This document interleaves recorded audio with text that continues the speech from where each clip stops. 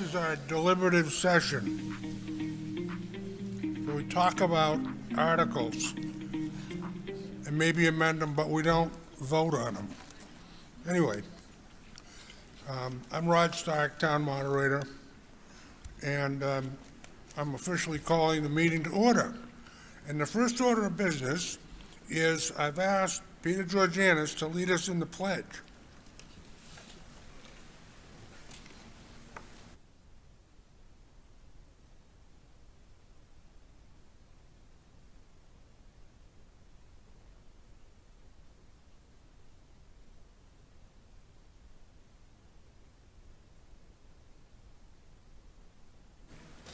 Thank you. All right, I'd like to introduce head tables. I'm just going to call out names now. Kathy Ball, town clerk. She does so much work for the elections in town. And she refuses to sit at the head table. She's got one of the comfortable chairs. And my assistant moderator, Jim Raymond's right up here. Next to him is the town scribe, Gail Lebrecq. And then on this side, your right side, we have, I don't know if they're in order, Selectman Chairman Peter Georgianis, Vice Chair Kelly Boyer, Selectman Collis Adams, Selectman Jim Craig, Selectman Mark LeMay, gentlemen, Town Administrator Derek Horn, Assistant Town Administrator Danielle Basora. And now I'd also like to recognize the Budget Committee members who may be here. If you'd like to stand up or raise your hand or something, you can do so. Melanie Renfrew Hebert, she's the chairperson. Stacy Belmore, vice chair. Joe Alexander Jr., state rep. Lauren Dukas. Frank Hobbs. Samantha Kearns. Bill Cordis, Gail Lebrecq, Richard Manzo, Fred Platt, who's also a state rep, Evelyn Redmond, and Laura Stevens. We also have Richard Fletcher, he's the Village Water Precinct rep to the Budget Committee. Jared Talbot, the school board rep to the Budget Committee. And the Select Board Vice Chair Kelly Boyer is a Select Board rep to the Budget Committee. Now,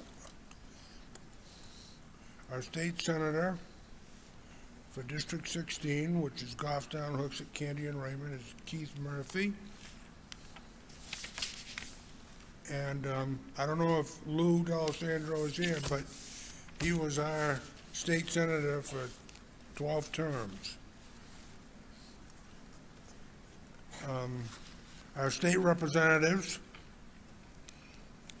in District 29, Joe Alexander, Judy Lanza, Fred Platt, Sheila Seidel.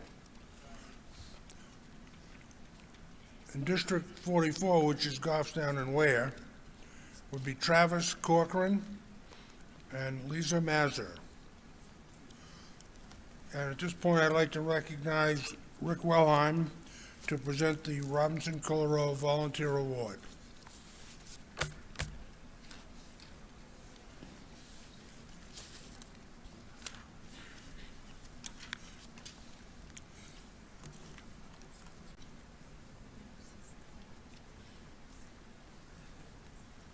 Thank you.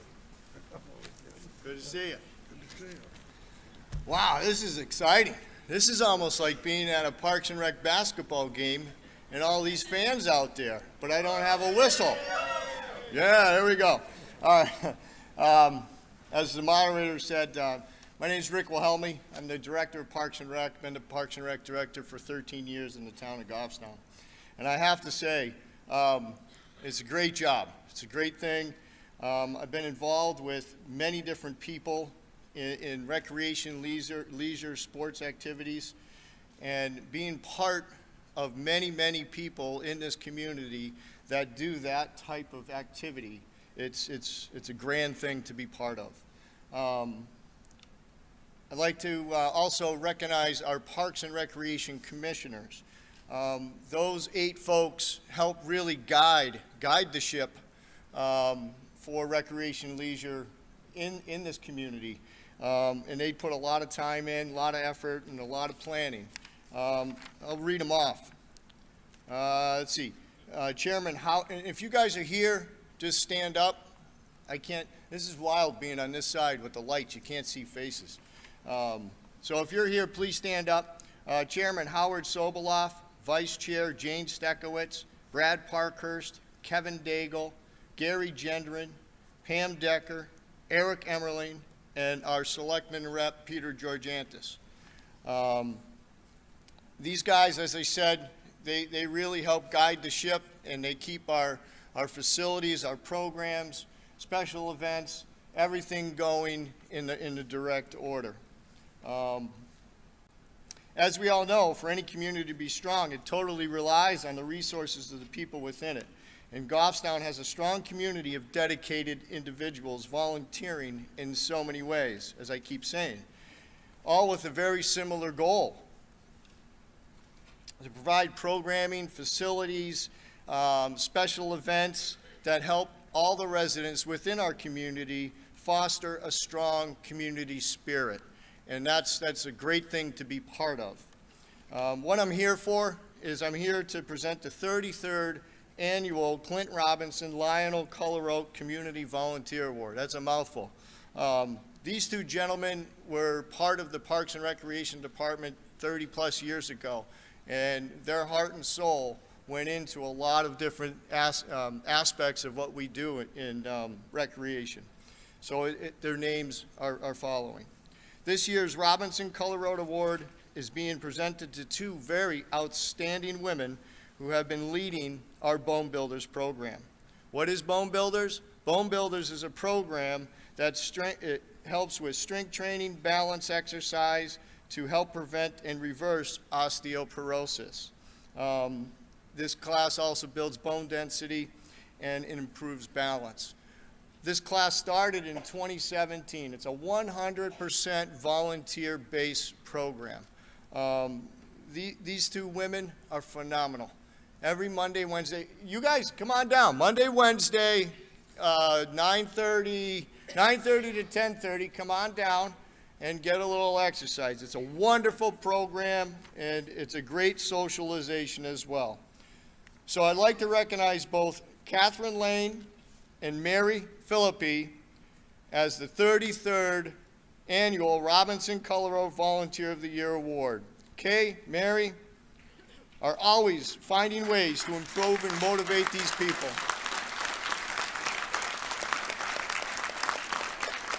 Come on down. They're the best.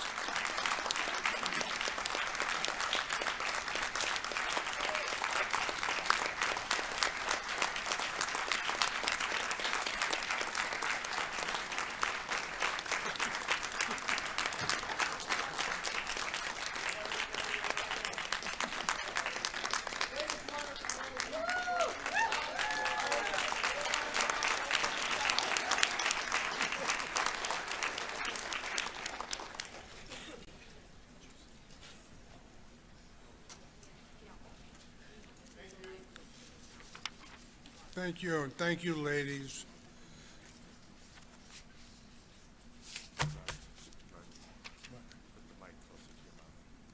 Oh, talk into the,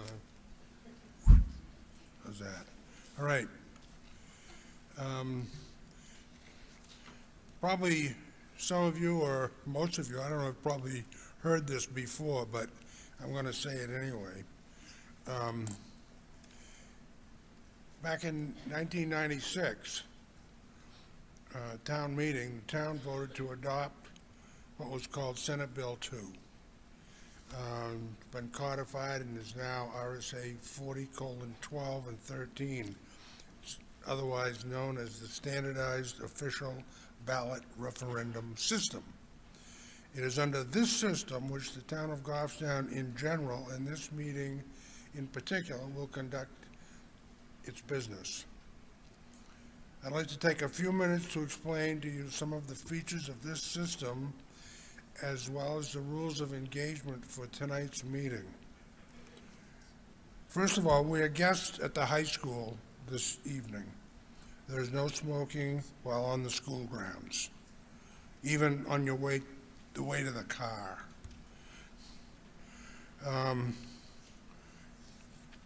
To assist in standing votes, registered voters have been given a voting card which must be displayed during a standing vote. Everybody got a card? If you didn't, go out and get one at the checklist. So having a standing vote, show your card. Rod, I can't hear you. Put your microphone in your, right in your mouth. Is that better? Sorry, it wasn't my fault. If you have not signed your voter card, please do so now. You will be asked to return these cards to the checklist if you leave before the meeting ends. All speakers must use microphones, and we've got microphones, a couple of them anyway. So the speaker uses a microphone, shows the voting card, states his name and address, spells last name for the scribe. Except for presenters explaining proposed articles, speakers have a 3-minute time limit. This is very important because you're going to be timed. Jim is in charge of timing. He's got that big clock, or somebody's got a big clock there. Anyway, if the speaker asks a question, one follow-up question is allowed before stepping away. The speaker may make additional questions or comments on the article after all other speakers in line have spoken. So we've got the 3-minute rule.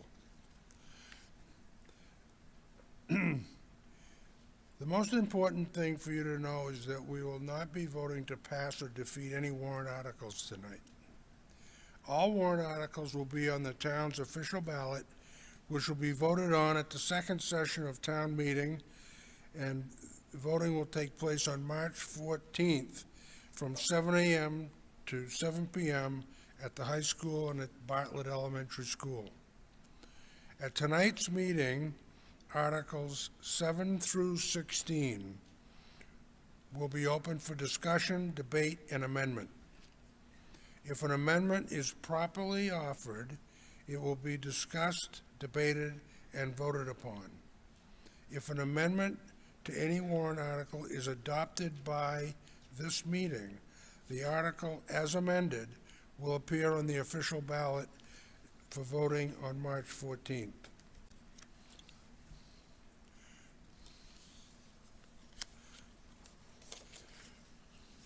With respect to amendments,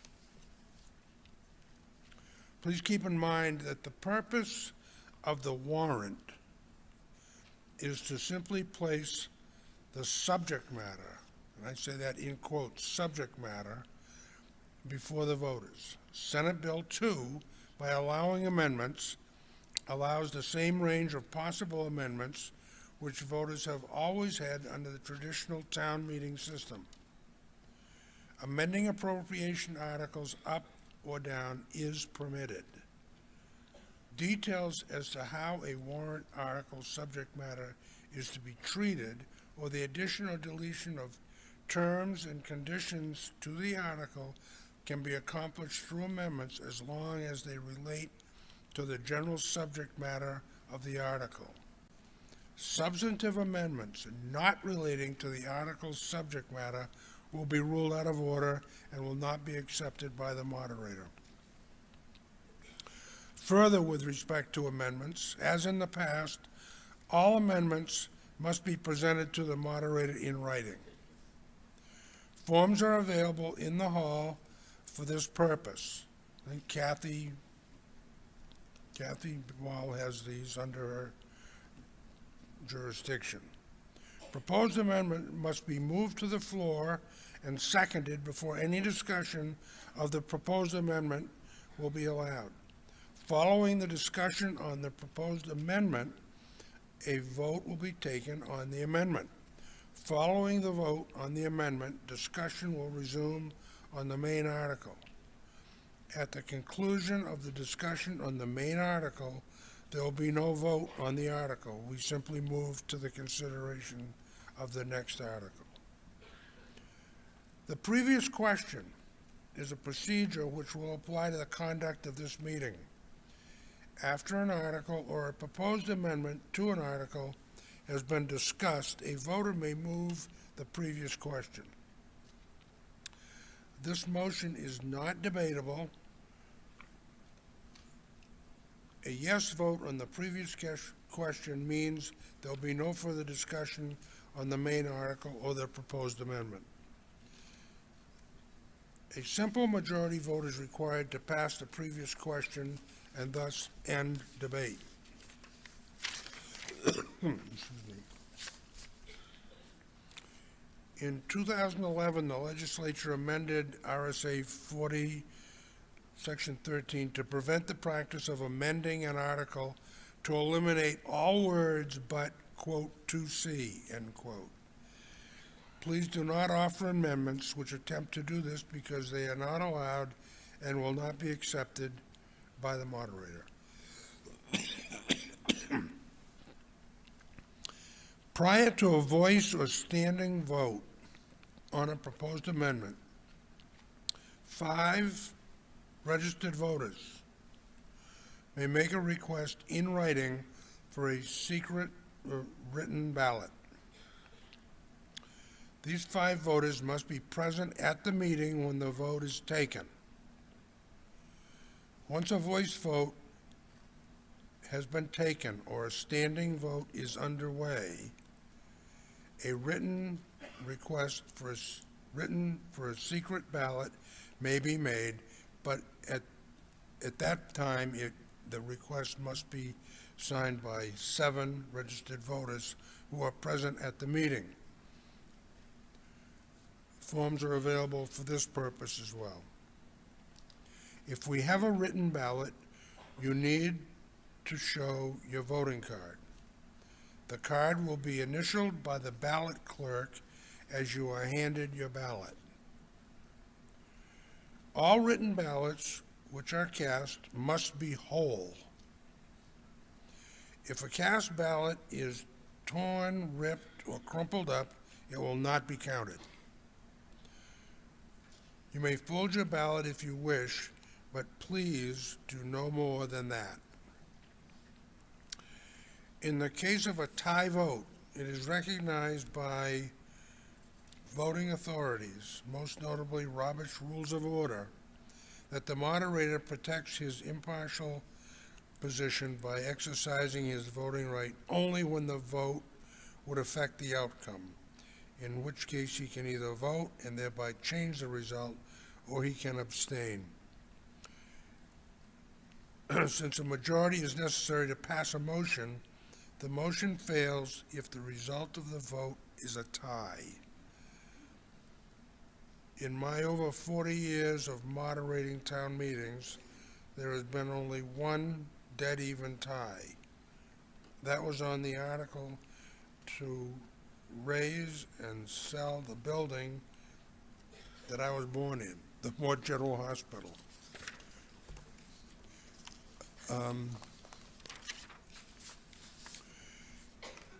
A motion to reconsider can only be made by a person, excuse me, I missed something here. Yeah, right. A motion to reconsider can only be made by a person who voted with the prevailing vote. It may be seconded by anyone. It is debatable and requires a simple majority for passage. A motion to restrict reconsideration may be made with respect to any vote taken at this meeting or to any warrant article previously considered at the meeting. This motion is not debatable and requires a simple majority for passage. Finally, please note that I will not tolerate derogatory comments to be made about any speaker or person in this hall. So please be civil. At this time, I entertain a motion to dispense with the reading of the warrant. I move to dispense with the reading of the warrant. Second? Okay. We have a pending motion to dispense with the reading of the warrant. All in favor, say aye. Aye. Opposed? That passes. The Select Board is requested to begin with Article 8, the operating budget, and to continue all appropriation articles and separate articles placed on the warrant by the Select Board.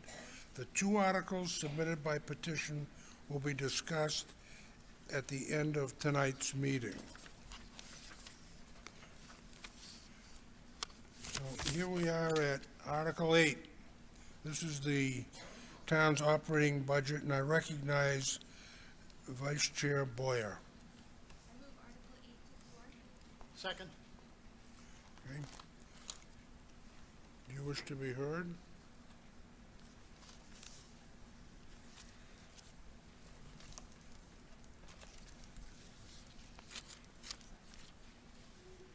Thank you, Mr. Moderator. Good evening, everyone. Thanks for being here. The town's operating budget consists of two funds, the General Fund and the Sewer Enterprise Fund. EMS ambulance expenses are included in the operating budget and the default budget to ensure continuous EMS services. The EMS Special Revenue Fund appropriation is in Article 9. If Article 9 fails, EMS operations will be funded by the General Fund through taxation. The proposed operating budget is $26,949,893. We will focus this presentation on the general fund, as that is the only fund which impacts the town's property tax rate. The general fund budget has a slight increase of $358,354 over last year's adopted budget. The Select Board and Budget Committee recommended this budget with a focus on maintaining current services and retaining the town's staff. The budget increase is due to increases in the town is experiencing in fuel, oil, and electricity, as well as computer hardware, software, and other equipment and commodities to maintain existing services. Revenues are estimated at this time based on best known information. The general fund revenues are estimated to decrease by $702,840. This is primarily because of the one-time use of capital reserve funds in last year's budget for a purchase of a fire engine. As you can see in the handout, the proposed general fund budget is approximately $1.1 million more than the default budget. The default budget is last year's adopted budget, reduced or increased by debt service, contracts, and other obligations, and reduced by one-time expenditures in the adopted operating budget. There are contractual increases for 4 union contracts approved at prior town meetings. This includes DPW Teamsters, police officers, police dispatchers and clerks, and firefighters. These increases are in both the default and the operating budget because they were approved by the voters in previous town meetings. The budget includes a 3% wage increase for non-union employees and the library and other non-union employees in town. The budget does include 2 new positions, 1 new full-time HR coordinator that will work out of Town Hall. This new position will assist departments in hiring and onboarding new employees, townwide trainings and policy development, as well as one new police officer at the police department. The proposed officer will help support new training requirements and evolving community policing and recruitment and retention needs. There are increased and one-time expenses in the town's capital improvement program. The town has worked to maintain the police cruiser fleet by replacing 3 cruisers annually. This budget continues that trend of purchasing 3 cruisers. However, the cost has increased.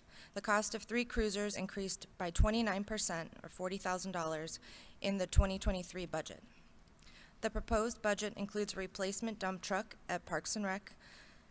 One new item in CIP this year is a trailer to store and transport election materials such as ballot booths, signs, and other items that do not need to be secured by the town clerk. This will save significant staff loading and unloading time as we move towards the 2024 presidential election cycle. As talked about before, the proposed budget includes increased cost in fuel, electricity, computer hardware, and software licenses, as well as other equipment and commodities required to continue existing operations. These increases are not allowed to be included in the town's default budget. If Article 8, the operating budget, fails, the default budget for the general fund, EMS, and sewer enterprise fund shall be $25,957,687. The operating budget has been recommended by the Select Board and the Budget Committee. Okay, the floor is open for discussion on this article. Yes, sir. Hello, Anthony Smelt, new to Goffstown. I'm looking at these numbers, and I don't understand these numbers. And I'm not looking at you guys, but I'm looking at you folks. Look at these packets. This is insane. All of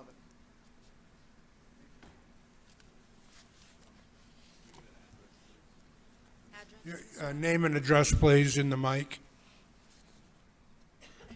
Anthony Smelt, 95 Henry Bridge Road. Thank you.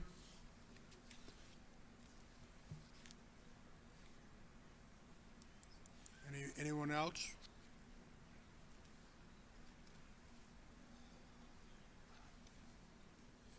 Thank you, Mr. Moderator. My name is Melanie Renfrew-Hebert, and I'm here today as a resident at 23 College Road in Goffstown. And I would just like to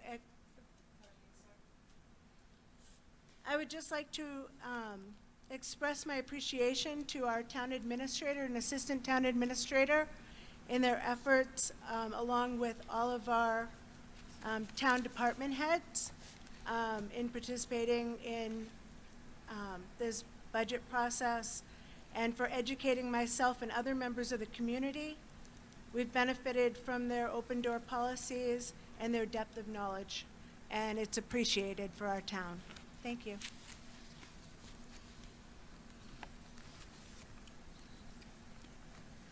Does anyone else wish to be heard on this article? Mr. Moderator, I make a motion to restrict reconsideration of Article 8. Second. Motion's been made to restrict reconsideration of Article 8. All in favor, say aye. Aye. Opposed? Passes. All right, now we'll go ahead and vote on Article 8. I'm sorry? No, we're not voting on it. We'll go to 9. Close the discussion. Yeah, we'll go to 9.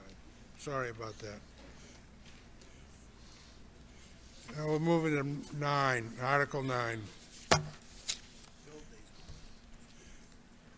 This is the annual appropriation from the EMS Special Revenue Fund, and I recognize Vice Chair Boyer. I move Article 9 to the floor. Second. Article 9 has been moved and seconded. Boyer?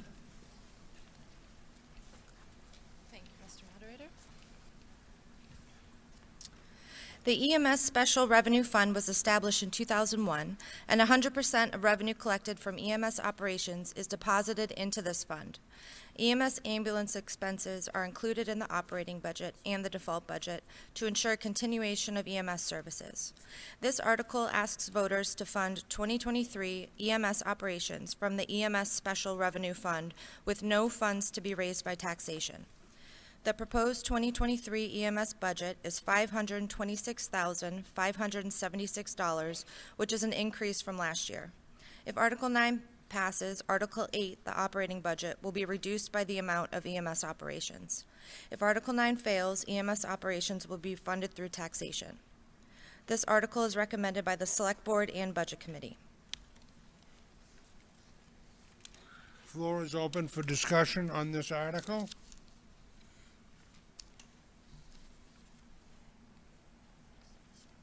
Does anybody wish to be heard? All right. Do you have a motion? Do you have a motion? I make a motion to restrict reconsideration of Article 9.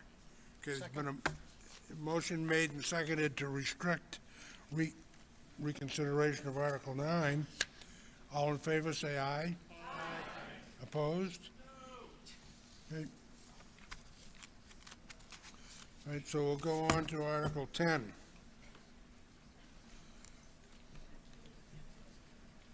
Article 10 is a deposit into the Fire Apparatus Capital Reserve Fund from unassigned fund balance. For this, I recognize Selectman Lemay. Second. Article 10 has been moved to the floor and seconded. Selectman Lemay. Thank you, Mr. Moderator. Good evening, everyone. As Selectman Boyer said, it sure is great to see a good crowd here tonight.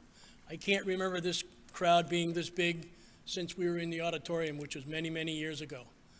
I'm finally seeing that there are people interested in the town budget and supporting the town as we move forward. There are many, many important articles up for debate and up for discussion and up for vote this year. This one here is Article 10, and the article consists of the Fire Department Apparatus Capital Reserve Fund was established back in 2008 to help defray the single-year impact of replacement costs of modern fire apparatus, which can run between $750,000 to $1.5 million. This capital reserve fund helps to spread the cost over multiple years to avoid spikes in your tax rates. This fund also provides the town leverage in the form of local match when seeking grants to replace apparatus. This was the case in 2010 when the fire department was able to accept an assistance to the firefighters grant to replace the town's obsolete ladder truck, while the town's tower ladder with the town's tower ladder. In this instance, the requirement to match came from this fund. The current balance on 12/31/22 of the Capital Fire Apparatus Reserve Fund is $447,630.62. Over the years, this fund has been used to purchase many different fire apparatus. The list of purchases include in tonight's handout. This article is to be funded from the unassigned fund balance with no additional monies to be raised by taxation. This article was recommended by the Select Board and the Budget Committee.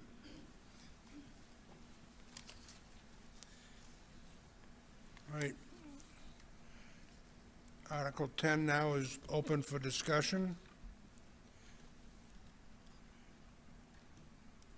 Yes, sir.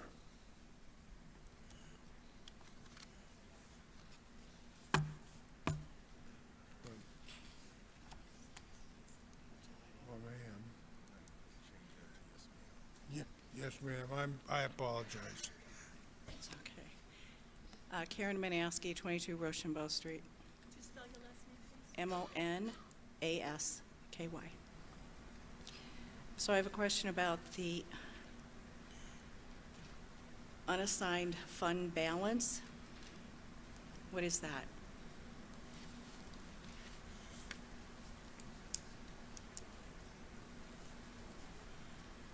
That is monies that has not been used and it's set aside in a fund to be used for things like this that we're speaking on now tonight. Why wasn't that money given back to the taxpayers? The money,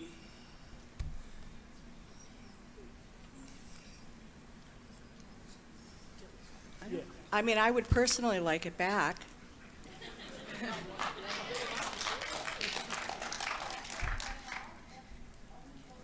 People want their money back?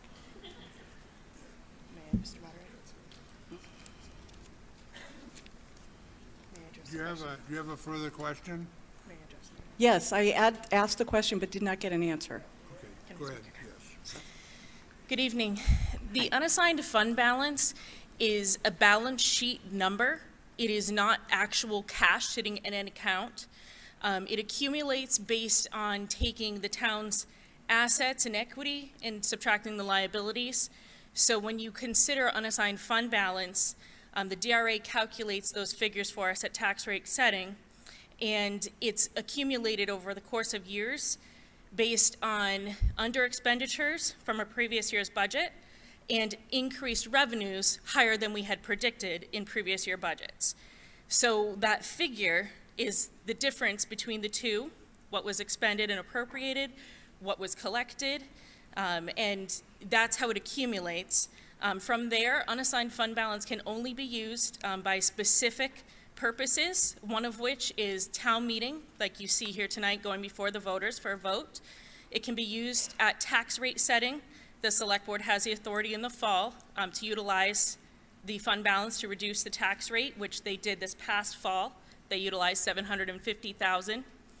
And then it can also be used for emergency purposes. However, those emergency purposes have to go through a process to get approved through the DRA, as well as petitions to the courts. It cannot be utilized by any other means.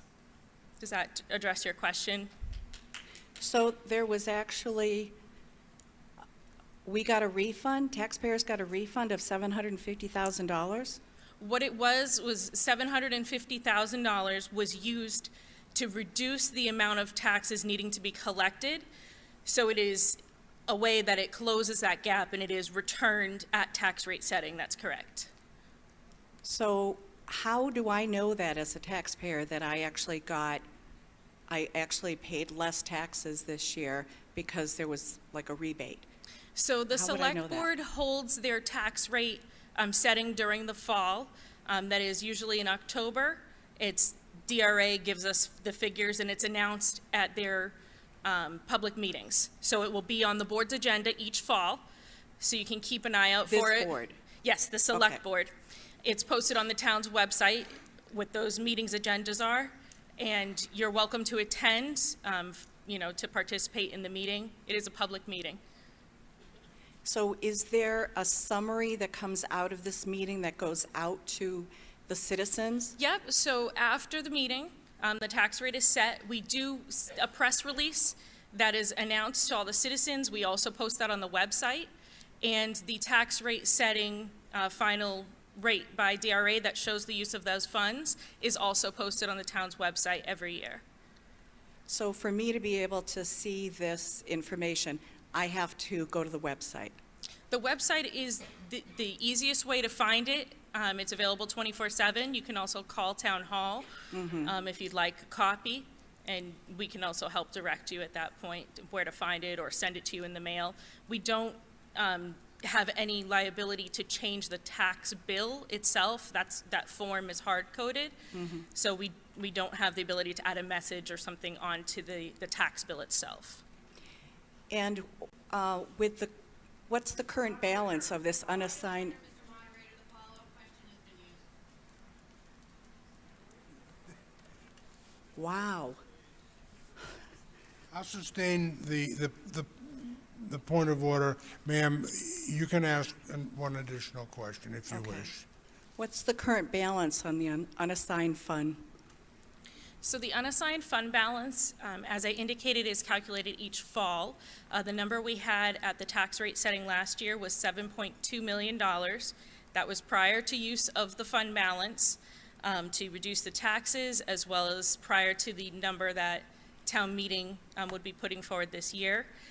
There is additional funds when the town closes their books that get identified, but there are also additional receivables. So to keep in mind, as an example, there's typically $1.5 to $2 million that's due to the town that is counted in that figure as available in fund balance, but they are just sitting on our books as receivables. Thank you. Thank you. Yes. Fred?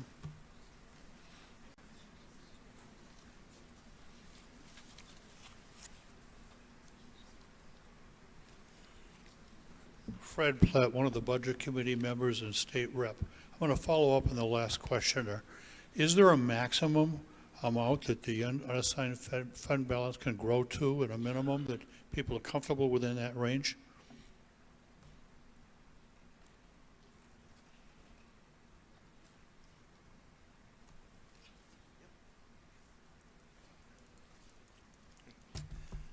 Thank you. So the Department of Revenue Administration does have a suggested range. That suggested range is a minimum recommended of 5%, which in 2022 would have been about $2.8 million, and a maximum recommended of 17%, which would be $9.5 million. The Goffstown Select Board has a fund balance policy that sets a target for 12%. And the percentage that was retained at tax rate setting was 12.95%. So they were just a little bit over that target.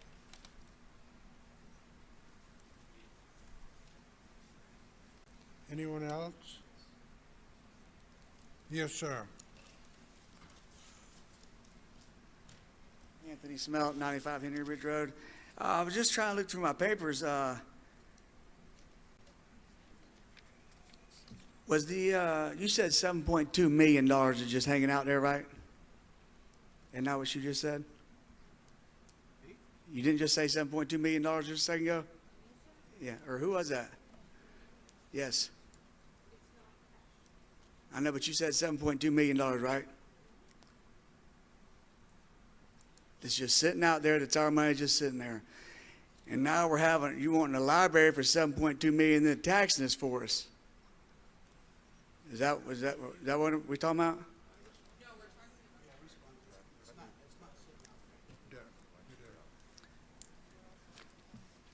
So I would mention there is a petition article that was submitted by a petition of 25 or more registered voters that was not put forward by the Select Board this year. Again, that $7.2 million, a portion of it is in receivables, not cash in the bank. We also collect the majority of our funds twice a year, in June and July and in December, when tax bills go out. We currently have a tax commitment. We collect taxes for the town, the school, and the county. We collect about $45 million in taxes. We have to turn over taxes to the school and the county, whether they are paid or not. So those $1.5 million that might be in back taxes or in liens, we are responsible to still turn over all the money to the county and the school. So again, that goes into the Select Board's fund balance policy, which is available either at Town Hall or on the website. And so yes, that's why that number's out there. I could have swore y'all said that it comes from leftover that's just out there. It's a fund for different things. Is that what was said or not? It is a balance sheet account, so it is not money in the bank. I know it's just money that's floating out there, right? It's not in the bank, but it's in the number somewhere, right? Yes, it is accounted for, and it is It's the tracked. deduction from the top, right? What's that? It's the deduction from the top for everything over. This is the number, and this is what we got in this fund. We don't have it, but this is the number. It is out not there. a fund. It is a balance sheet number of the general fund. Thank you. You've answered the question. Thank Anyone else? Yes, Phil.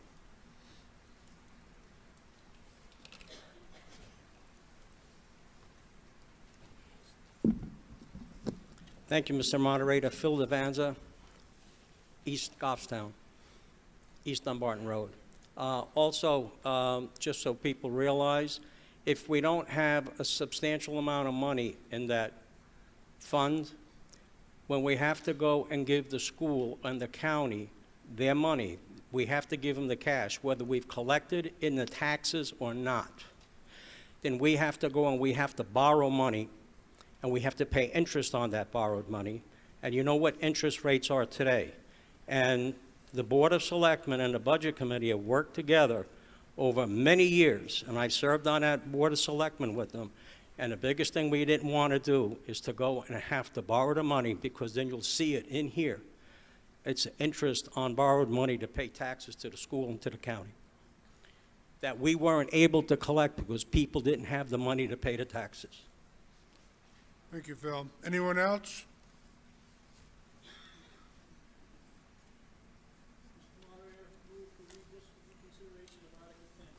All right. Second. Seconded. All right, there's a motion pending to restrict reconsideration of Article 10. All in favor, say aye. Aye. Opposed? It passes. So we'll go to 11. Article 11 is to fund a portion of Crispin's House annual operating budget. And for this, I recognize Chairman Georgianis. Mr. Moderator, I move Article 11 to the floor. Second. Moved and seconded. Mr. Georgianis? Thank you, sir. This article will continue taxpayer support for Crispin's House Coalition of Youth. Crispin's House has provided services to the youth and families of Goffstown for over 30 years, providing a wide range of programs, opportunities for the kids, and make positive choices. The annual budget for Crispin's House is approximately $129,000. The warrant article funds $20,000, or 16% of their total budget. The organization works hard to raise the remaining funds through fundraising activities, community involvement, and grants. This article demonstrates strong and continued community support with these efforts. The program includes accredited juvenile court diversion program, volunteers, youth forums, challenge day, mental health education, suicide prevention, and substance misuse prevention. This article is recommended by the Select Board and the Budget Committee. Floor is open for discussion on this article. Yeah.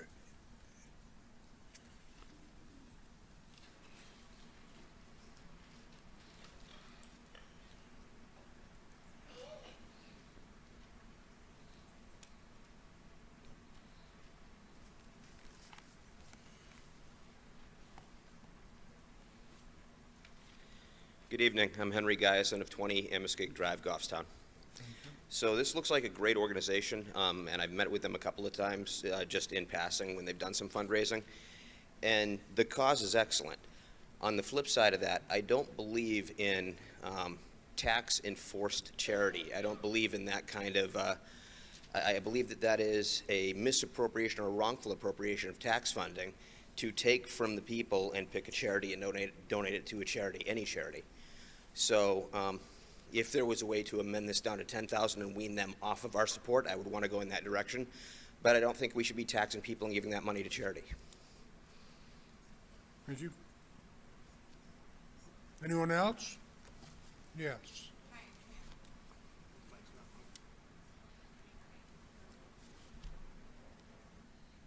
Maybe.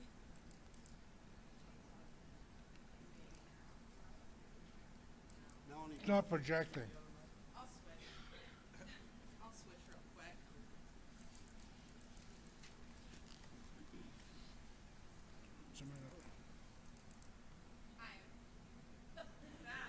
That's fun. Okay. You made it. That was good. Hi, my name's Samantha Kearns. I'm from 5 Washington Street, apartment 4. I happen to also be on the budget committee. I just wanted to state that I think that Crispin's House does a fantastic job at the diversion that they do. A recent statistic that I heard on NHPR today was that 1.2 million people are set to overdose over fentanyl this year. And I hope that with Crispin House that they're going to help lower that number. That's all. Thanks. Thank you. Anyone else wish to be heard?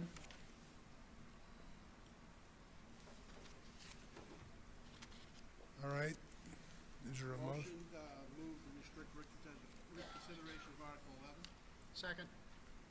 All right, there's a pending motion to restrict reconsideration of Article 11. It's been seconded, so it's on the floor for a vote. All in favor, say aye. Aye. Opposed?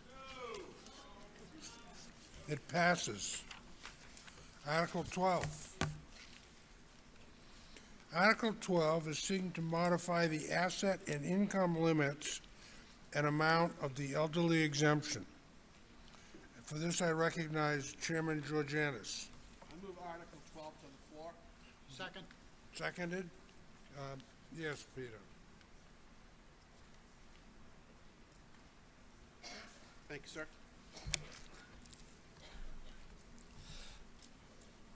We're all going to be happy to hear this one.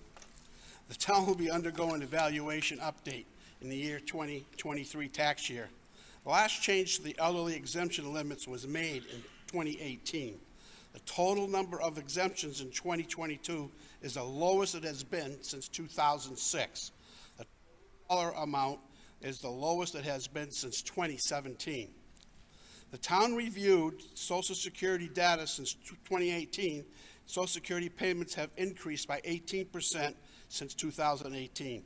The town is proposing to increase the income and asset limits to single income to $42,500, married income to $60,000, which is a 9% increase. The maximum average asset level is $180,000, which is a 20% increase. The proposed levels are less than the actual cost of living adjustments, but more in line with other municipalities. For those who qualify for the tax exemptions, persons 65 to 74 years would be $76,500. For a person 75 to 79, it would be $103,500, and for a person 80 years or older, $137,500. As assessments are increasing, an increase in the exemption amounts will not increase the town's tax rate. This article is recommended by the Select Board.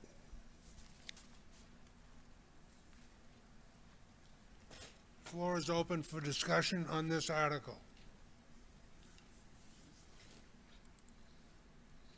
Anyone? No? Move to restrict reconsideration of Article 12. Second. All in favor of restricting reconsideration of Article 12, say aye. Aye. Opposed? That motion passes. Article 13. Article 13 is seeking to modify the amount of the exemption for the blind. I recognize Selectman Adams.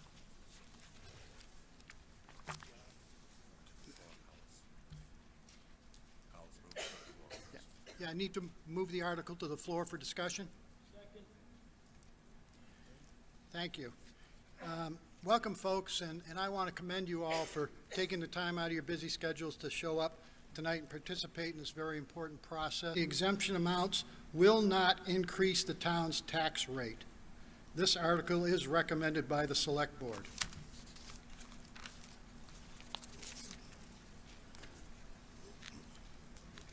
Anyone wish to be heard on this article? I remove to restrict reconsideration of the article. All right, there's a motion to restrict reconsideration of Article 13. All in favor? Aye. Opposed? That passes. Article 14. Article 14 is seeking to readopt the optional veterans tax credit and the all veterans tax credit of $500 per year. I recognize Selectman Craig. Second. All right. Jim?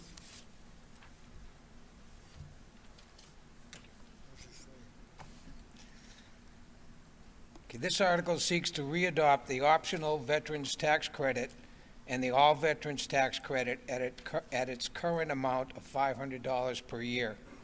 This tax credit is subtracted each year from the property tax on the veterans' residential property. In 2022, the state amended eligibility criteria for veterans' property tax credits. The standard and optional veterans tax credit and the all veterans tax credit were amended to expand the eligibility requirement to include individuals who have not yet been discharged from service in the armed forces. The town must readopt the existing optional veterans tax credit of $500 and the all veterans tax credit of $500 to include the expanded eligibility. If Article 14 fails, the standard veterans tax credit of $50 and the all veterans tax credit of $50 will be in place for the April 1st, 2023 tax year, which would include the expanded eligibility requirements. So in other words, all this does is allows us to comply with state law, which was changed last year by the legislature to include active duty personnel can now apply for this credit, and if they meet the requirements, they would get the credit. So that's all that this does. Thanks.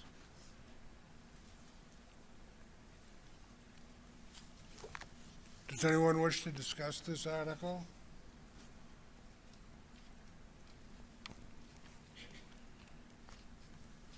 Is there a motion? Second. All right. There's a pending motion to restrict reconsideration of Article 14. It's been seconded, and it's up for a vote. All in favor, say aye. Aye. Opposed? All right. We'll go to 15. Article 15 is Goffstown's Capital Improvements Program. For this, I recognize Selectman Craig.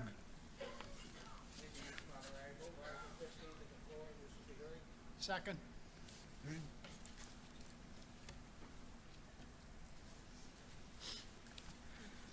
This article is a housekeeping article. Goffstown has utilized the capital improvement program since 1983.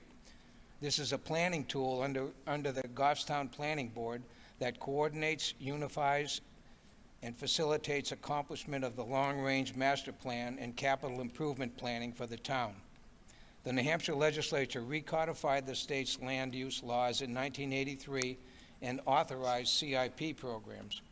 Research by town staff discovered the enabling statute authorizing municipal capital improvement programs, New Hampshire RSA 674:5, was never adopted by the local legislative body, the voters at a town meeting. This housekeeping article seeks local legislative authorization of the Goffstown Capital Improvements Program, thereby continuing the capital improvement planning for the town, school district, boards, commissions, committees, departments, districts, precincts, trustees, and personnel. So that's it.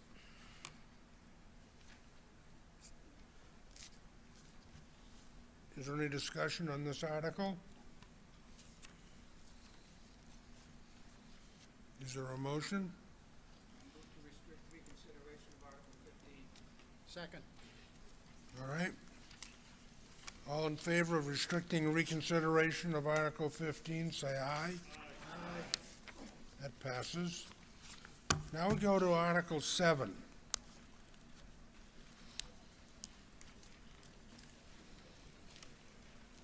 This article was submitted by petition. It's a petition article seeking a $7.2 million bond to renovate and expand the Goffstown Public Library. And I recognize Chairman Georgianis. Move Article 7 to the floor. Second. Georgianis? Thank you. This article was submitted by petition of 25 or more registered voters in the town of Goffstown in accordance with New Hampshire RSA 39:3. The actual cost and annual payments of the proposed $7.2 million bond will depend on the terms of the bond, the negotiated interest rate of the bond, and whether the level principal or level debt is considered or chosen. The Goffstown Select Board and the Budget Committee voted not to recommend this bond article. I'll step aside to allow the petitioners to explain the background and purpose behind this petitioned article.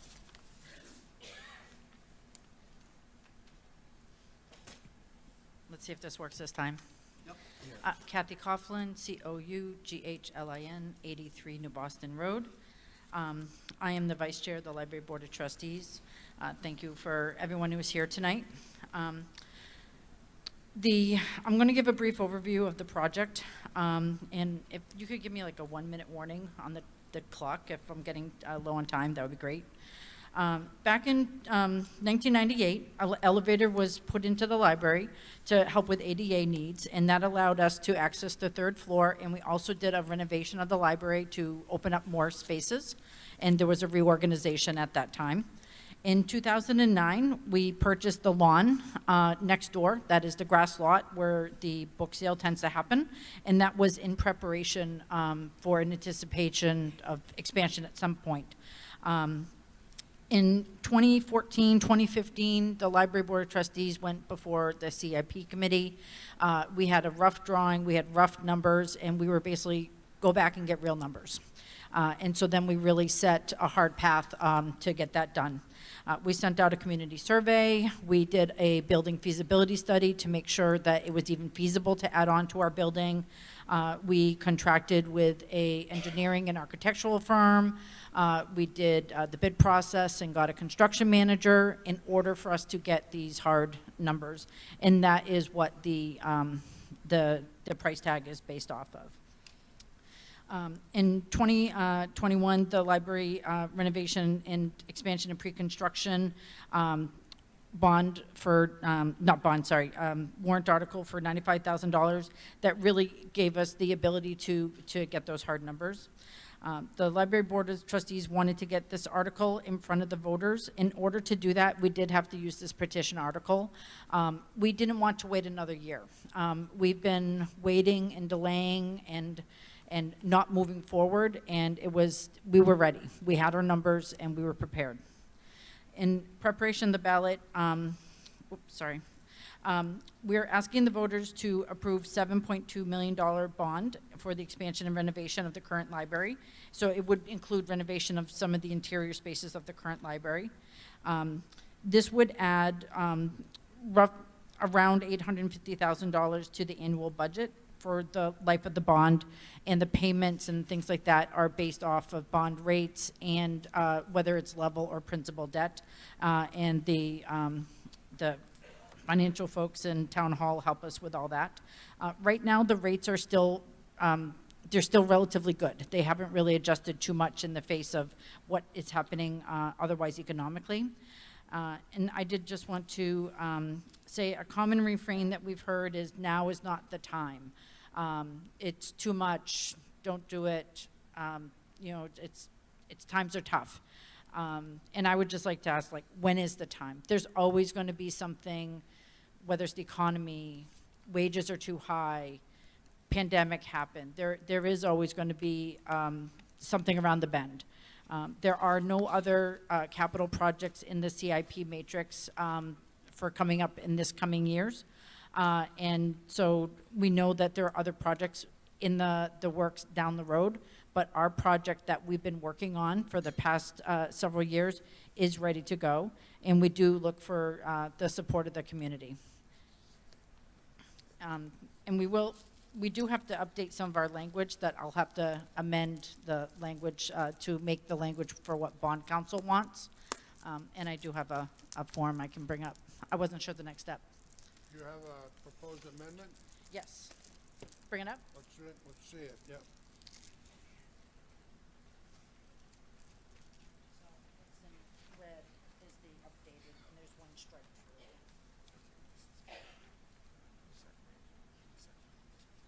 Does it need to come up? Yep.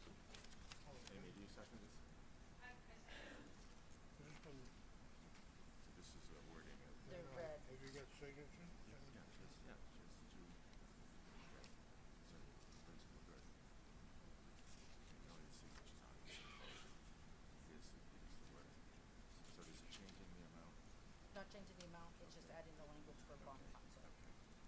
And Danielle could probably explain that part better. Did you want me to read that, or do you want to read it? I'll read it. Okay.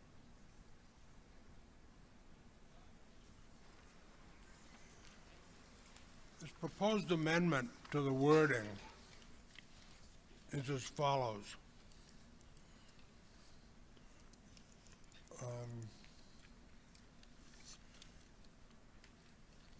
I'm going to read the entire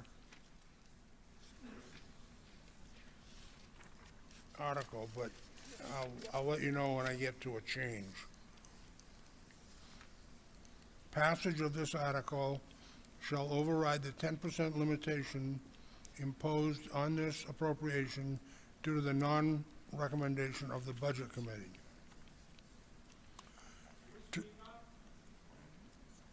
I'm sorry? I'm sorry, I apologize.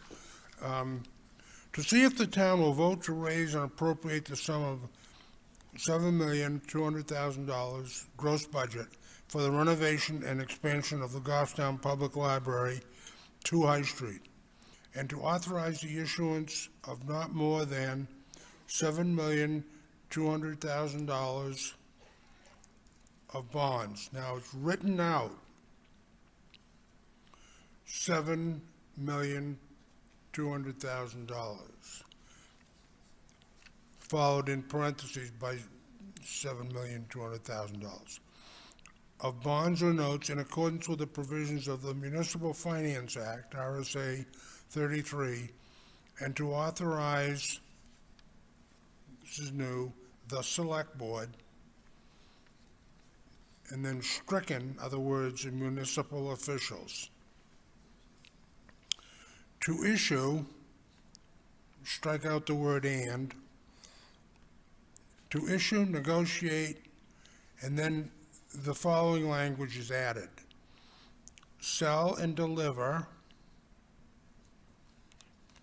those words, such bonds or notes and to determine the rate of interest thereon.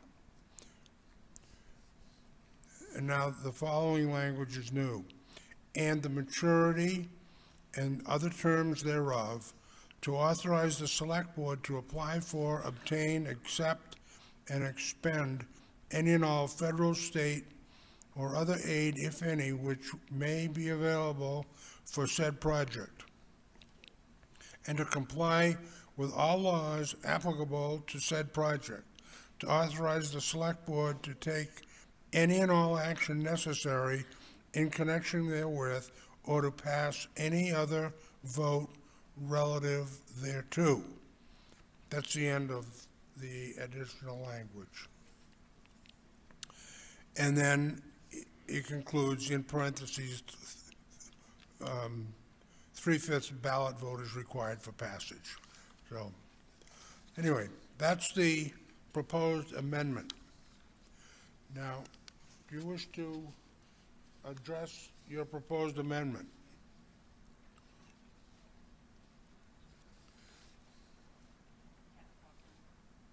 Son, 83 New Boston Road. This was recommended from going back and forth with bond counsel and the finance department. It was just to make sure that it was the most proper and up-to-date language. If that's, Okay. Danielle's nodding her head, yes. Thank you. Yes, Fred.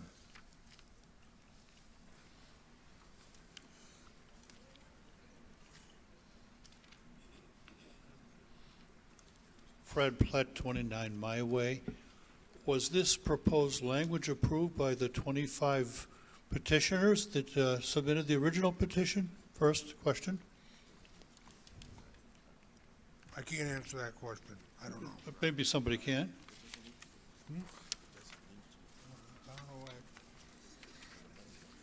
I don't know why it would need to be. Oh, I directed it to the moderator. So the moderator can choose to call on somebody or just say, don't need to. Yeah. No.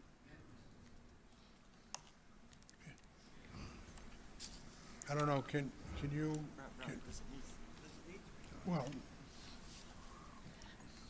This was purely for legal reasons, to add the extra language. No, we did not go back out to all the signatures. That's why we're doing it in this forum, because this is where we can do the amendment. thank you. Okay. It's possible, of course, just to support the amendment and still not want the underlying article, correct? Is that a comment? It's a question. To who? You. So, Repeat the question. Repeat the question, please. It's possible to support the amendment and without supporting the underlying article as amended. Of course it is. Okay, that's all I Of wanted to course hear. it is, yes. Sorry. Yes, sir. Hey, thank you. Joe Alexander, 3 Oakwood Lane. So this might be a question maybe moderator or maybe Danielle or Derek could help me with, because I'm looking at the language. Where in the RSAs does it say that the select board cannot already do that? Solicit funds, number one, and number two, use those funds and put them on the ballot for us to approve as voters every year. So for instance, I'm thinking the SAFER grant, where we got grant funding, $270,000 for 4 years. We decided to put it on the warrant and allow the voters to make that decision. Does this override the ability of the voters every year to approve grants that the library is receiving for the municipal bond? And I don't know who can answer that. Maybe the amendment or maybe the administrators, but I'd like an answer to that if I could. Thank you. Derek? Thank you. So this language was recommended by bond counsel to allow the select board to accept either donations or grants and pay down debt service when those grants or donations came in, because the library trustees had mentioned that they are in an effort to do a capital campaign, and this would actually be the mechanism that would allow them to take those funds in and pay off the annual principal and interest costs when they came in. Okay, thank you. Yes, lady. Yes, ma'am. Good evening. My name is Teresa Curtis, 43 Tipping Rock Road. I'd like to address this. Can you hear me? Better? Okay, Much Teresa better. Curtis, 43 Tipping Rock Road. I was on the Board of Trustees when we initially did the renovation and of the 3rd floor and adding the elevator in the 90s. At that time, we were told that while the library needed to expand, that was the best we could do at that time, and that we should wait until we proved that we could use the additional space and that the library would still be used. I think it's commendable for the library trustees, Diane Hathaway, and the library staff to have made excellent use of the space that we were able to gain 25 years ago. But the time is now. This library has needed to be expanded for more than 30 years, for more than 40 years, for a town of this size. We just had our library director recognized by the Library Trustees Association for the state as the best library director in the state. We deserve the best library director in the state. We deserve the best library in the state. The question that was asked rhetorically by the vice chair of the board, which is, why now? Why not now? We need a new library expansion. The town can use it, and I am here to wholeheartedly support this amendment and the amendment that's been put forward. Thank you. Okay, all right. My apologies Let- if I misspoke at the time for this. Let me get back to the amendment and see if we can't address the amendment, which is the language that I read. Is there any discussion on the amendment?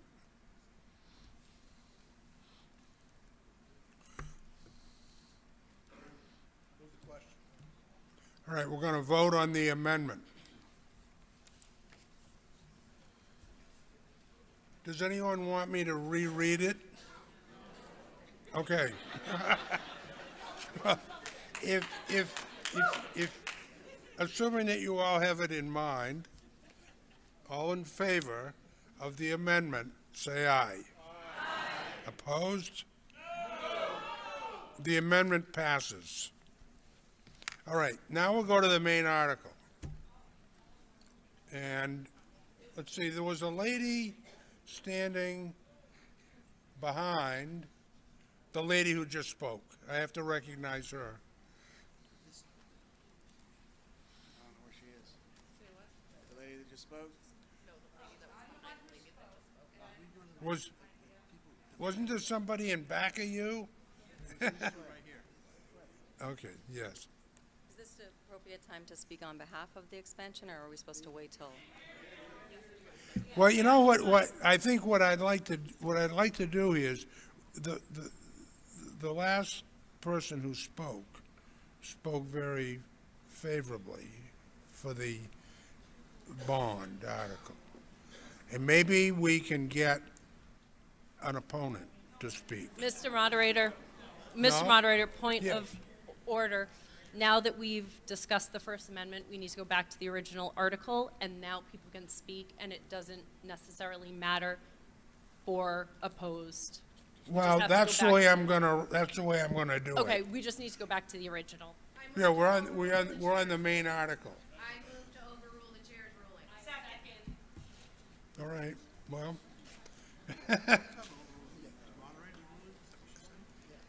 I have made a ruling that I'd like to do this, pro and con in turn. And I've been challenged. So all in favor of overruling what I want to do, say aye. Aye. Okay, so you don't want to do it my way. All right, then, Okay. You're you hear me? next.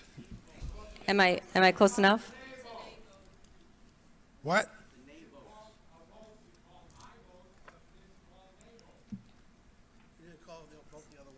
Oh, well, I didn't, did I?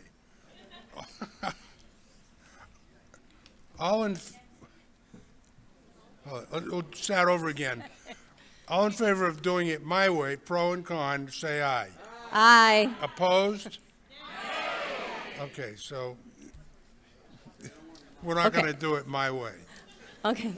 Sarah Dadian Perez, 36 Checkerberry Lane, Goffstown. Good evening, everyone. I'm here as an advocate for our library expansion.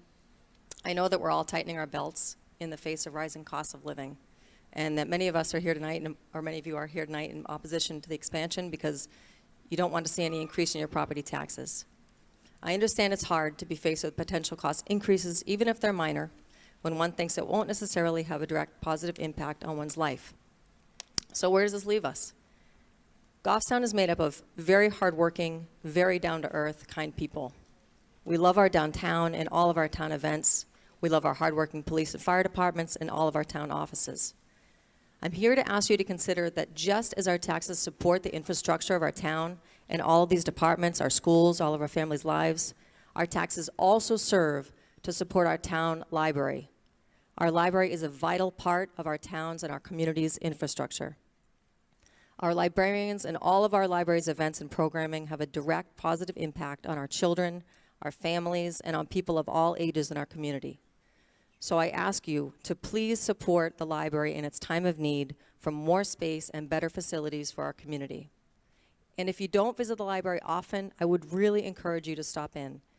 You'll probably find a difficult time parking because they have incredible attendance in their events, but you'll also find clubs, books, DVDs, CDs, books on CD, digital books, free museum passes, and perhaps most importantly, a quiet space where you'll be treated with kindness and respect. Yes. Hi, am I on? Yeah. I am Representative Lisa Mazer. I live at 39 Shirley Park Road here in Goffstown. I'm actually here speaking as a representative and as a citizen of Goffstown. So number one, the representative piece is when I knocked hundreds of doors over the past few months, the number one thing I heard from people's mouths were the cost of inflation, the cost of food, putting food on the tables for their children, et cetera, et cetera. So, and I ran on, I will do my best to advocate for you to lower our taxes. This is me advocating for lowering our taxes. We cannot afford, I love the library, guys. We all love the library. This isn't a fight against the library. This is a fight, not a fight. I hate the word fight. No, this is us using our voices to say that at this moment, in this time of our country, we cannot afford this $7.2 million to come out, affect our wallets. We can't. I can't do that. Like for the people that I heard from, and some were in tears about they don't know what is going to happen with their next paycheck. And yes, this is a beautiful desire and a want. We have a wonderful library director. She's fantastic. This isn't about any of that. This is about this season in our country's life. We cannot afford to put this burden on the taxpayers of Goffstown. Enough is enough. We're honestly taxed to the max right now. We just can't do this. It's lovely, it would be nice, maybe sometime in the future, but not today. So to answer the question that someone just said, why not now? This is why. This is why, not now.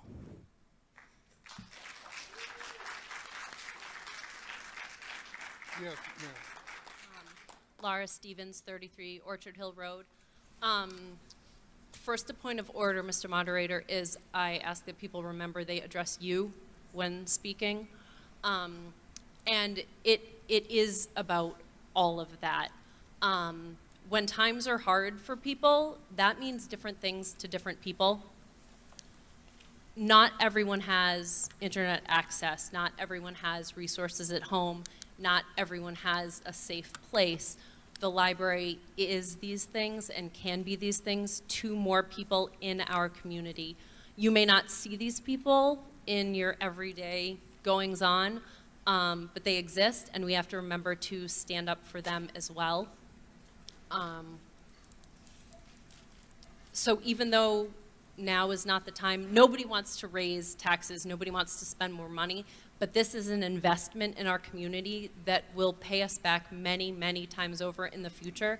So I just ask, when you think about your decision, to consider the bigger picture when it comes to what a library means, what an investment in our town means, and what it means to support the people that we don't necessarily see or hear every day, but are there and need these types of services. Thank you.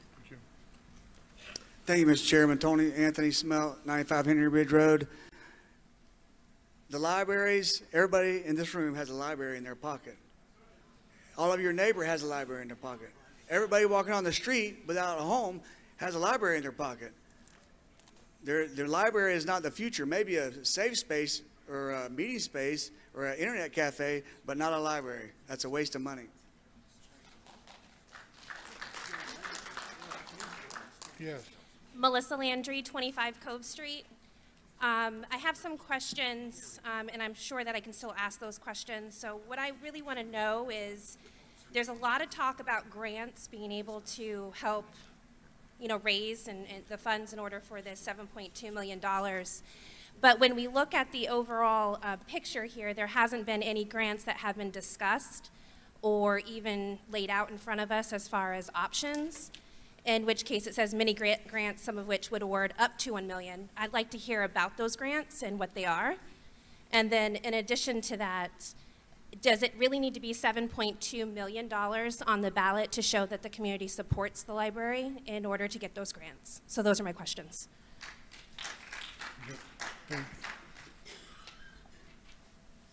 Yes, ma'am. Oh, can I get answers? Well, is there somebody that can answer some of these questions?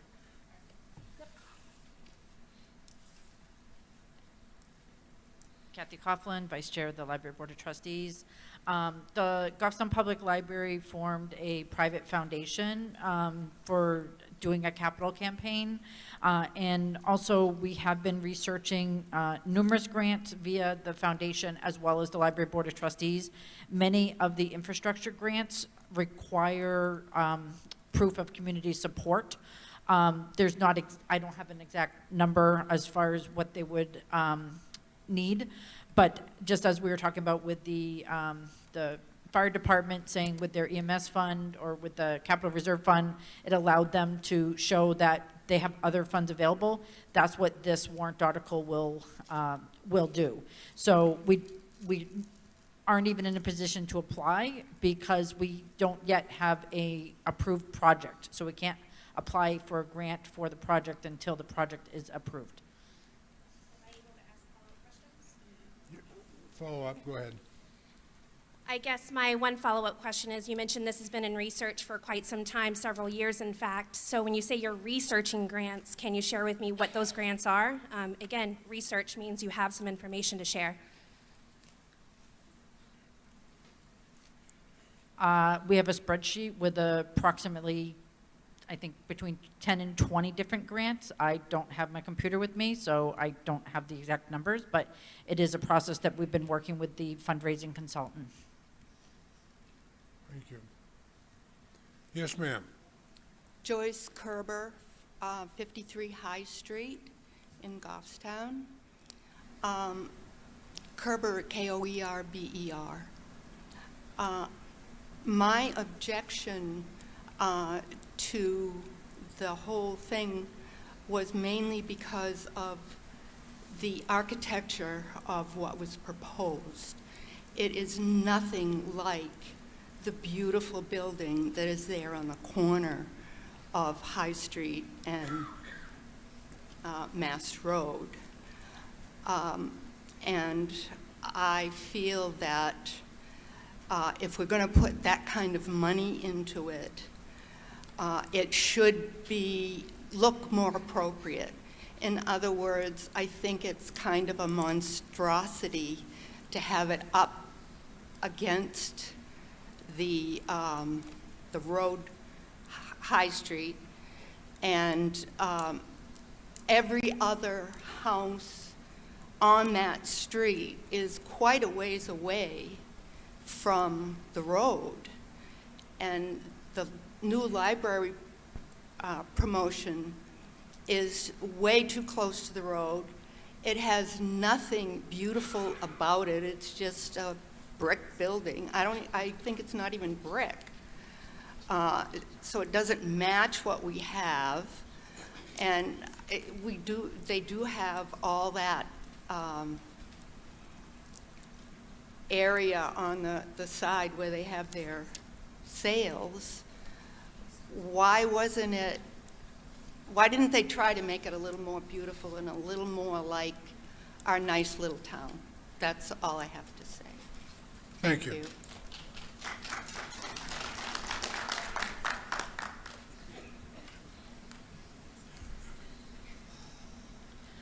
Kathy Coughlin again. Might as well just stand up here. The design process is actually still going on, and we're actually still seeking community input. We don't currently have another listening session on the books because we've been waiting for this process to happen, just because we have money left over from our prior warrant article, but we are still looking for input from the community. The exterior of the building is brick.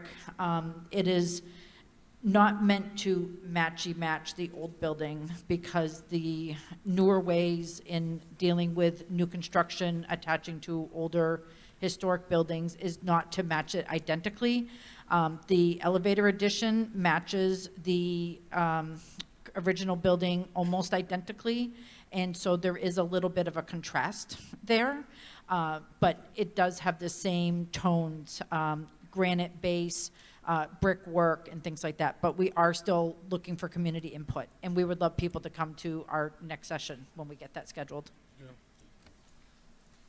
Yes, sir. Hi there. Thank you, Mr. Moderator. My name is Kurt DeVetter. I'm at 536 Blackbrook Road in Goffstown. I appreciate everyone's time and for hearing everyone out here. I want to speak in favor of this and in support of our libraries and this project as well. I think now is the time, even though a lot of people have voiced serious concerns about inflation and the economy right now. We don't know what next year will bring or 5 years from now will bring, and that's where we were in 2016, and look at us now, still spinning our wheels. I think now is the time to begin this process. Even just approving it will allow us to apply for those grants, will allow us to hold fundraisers in that green area at the library and raise money of our own that is not taxpayer dollars. And again, like myself and like Laura has said, a lot of people use libraries as places to get work done when they don't have access to internet on their phones, or maybe they can't afford their plan that month. It happens more often than we know here in the United States, where we lose access and just need a third place to go to feel safe, or to get an assignment done, or just to connect with somebody. So thank you for putting this project forward, and thank you for your time. Thank you. Yes, sir. Thank you, Mr. Moderator. Kyle Burton. I live at 5 Hague Street. In 2009, I moved to New Hampshire as a graduate student, went to UNH, and one of the leaps of faith I took moving to the state was I was still trying to get a living situated. Now, I didn't move to Goffstown right away, but I was over there on that side of the state by UNH. One of the resources I was able to use at that time was a library. So I had access while I was trying to get things settled. I have now lived in the state for 14 years this year, and I am making substantially more money and contributing substantially more in taxes and to the local economy, thanks to that education that I was able to get at UNH, but also having those resources available at the public library. To the point that was made earlier, it's, a lot of folks don't have access, and I think a lot of people take that for granted, and even for folks who have access, I haven't used it lately myself, but I have 2 kids that drive me nuts when I'm trying to work at home. Library is a good place to get away from all that. So I think that to think of this in the short term is also just exacerbating the problem. Inflation continues, cost of things continue to go up. It's been a problem with this country. It's why we have such an expensive infrastructure to pay for now, is because folks have said we can't afford it right now, and the continued cost continues to grow. So what I would like to know is one other thing, if possible, maybe it would help folks understand, is what has been the relative increase in cost since this was first proposed, because this is continuing to get kicked down. I think that might actually help people to understand.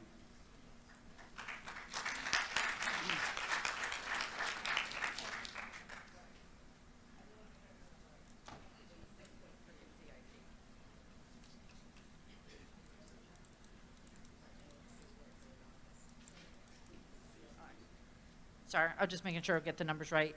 Our original cost estimate was about 5.9. We thought before we got information from the subcontractors, our construction management firm basically went out to about 80% of who the subcontractors might be on what their price estimates for a build, like 2 years out essentially, because there's about a year of planning that would go into it.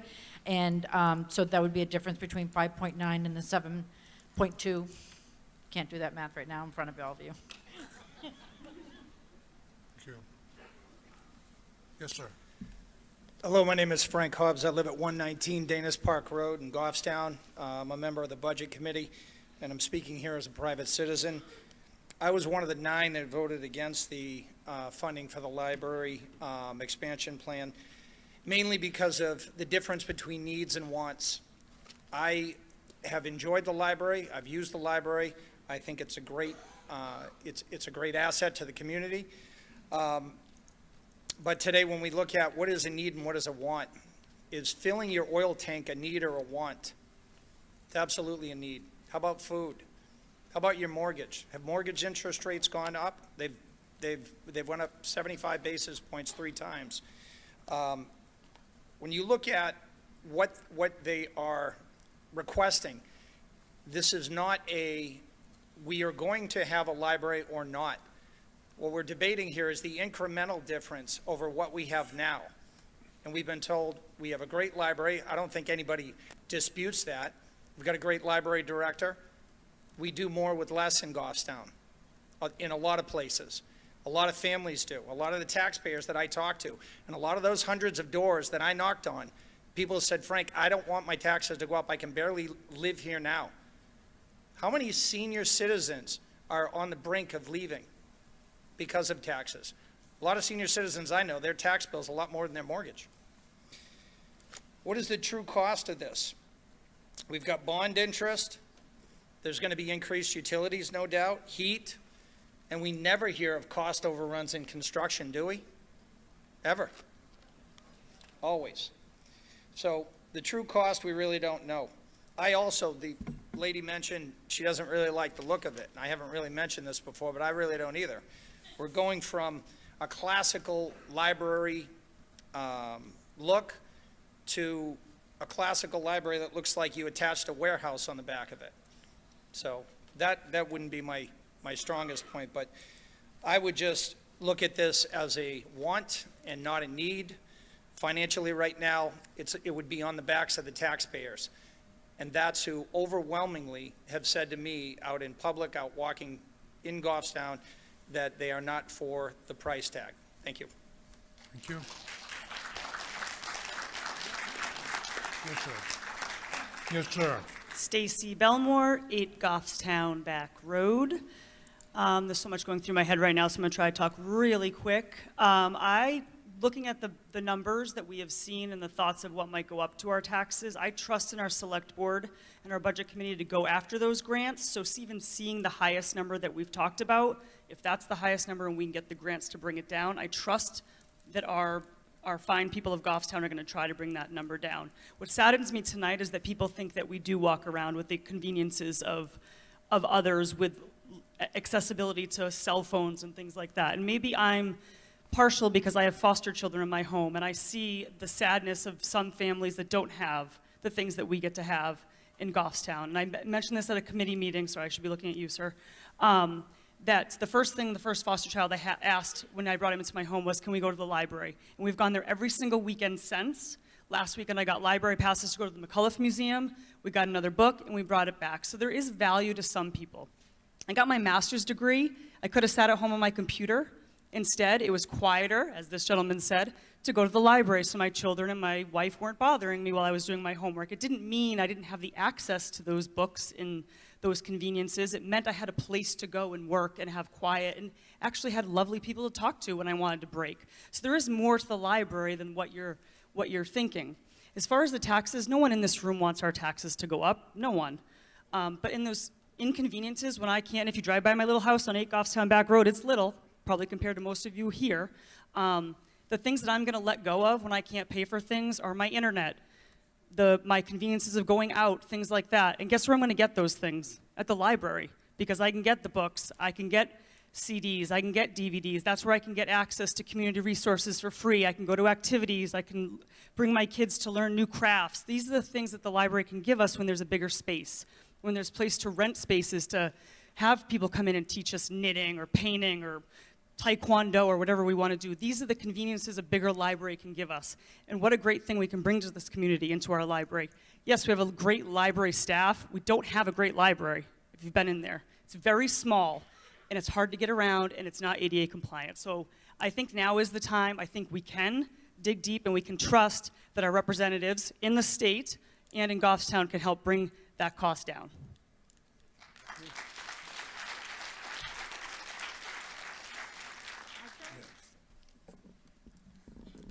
Marie Morgan, 3 Stacy Lane, Goffstown, off Wallace Road. Okay. $7,200,000. Does anybody know how much that would cost per taxpayer? Has it been mentioned at this meeting? Has it been mentioned on January 23rd? Was it mentioned December 12th? Was it mentioned January 10th? How much will $7,200,000 on a 5-year, 10-year, 15-year, 20-year bond cost the individual taxpayer? Anybody know? What's the bond rate? Well, according to this handout, There's multiple bond rates. according to this handout, 20 years at 5.5% would cost us $600,000 a year. And if you spread that out, it's less than $120 per taxpayer per year. Okay? $120 a year. How much are you paying for coffee at McDonald's? Okay? Another thing we have in time. Wow, it's going to be in writing. Here it is.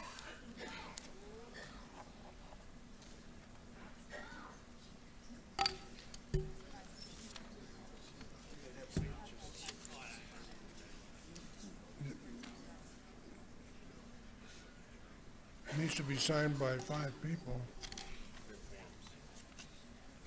We have an amendment form. And probably. Let's see, let me see your amendment.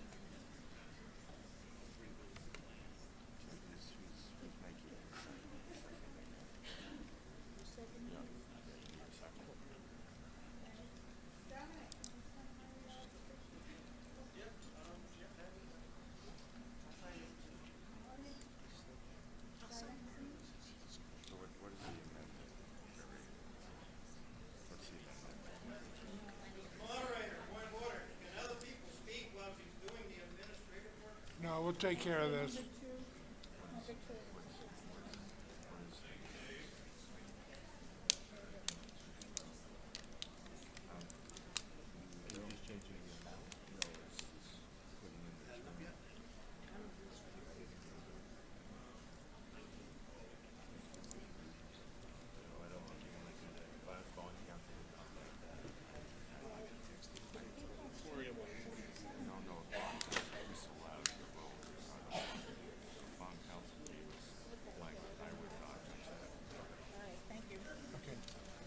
All right, let's.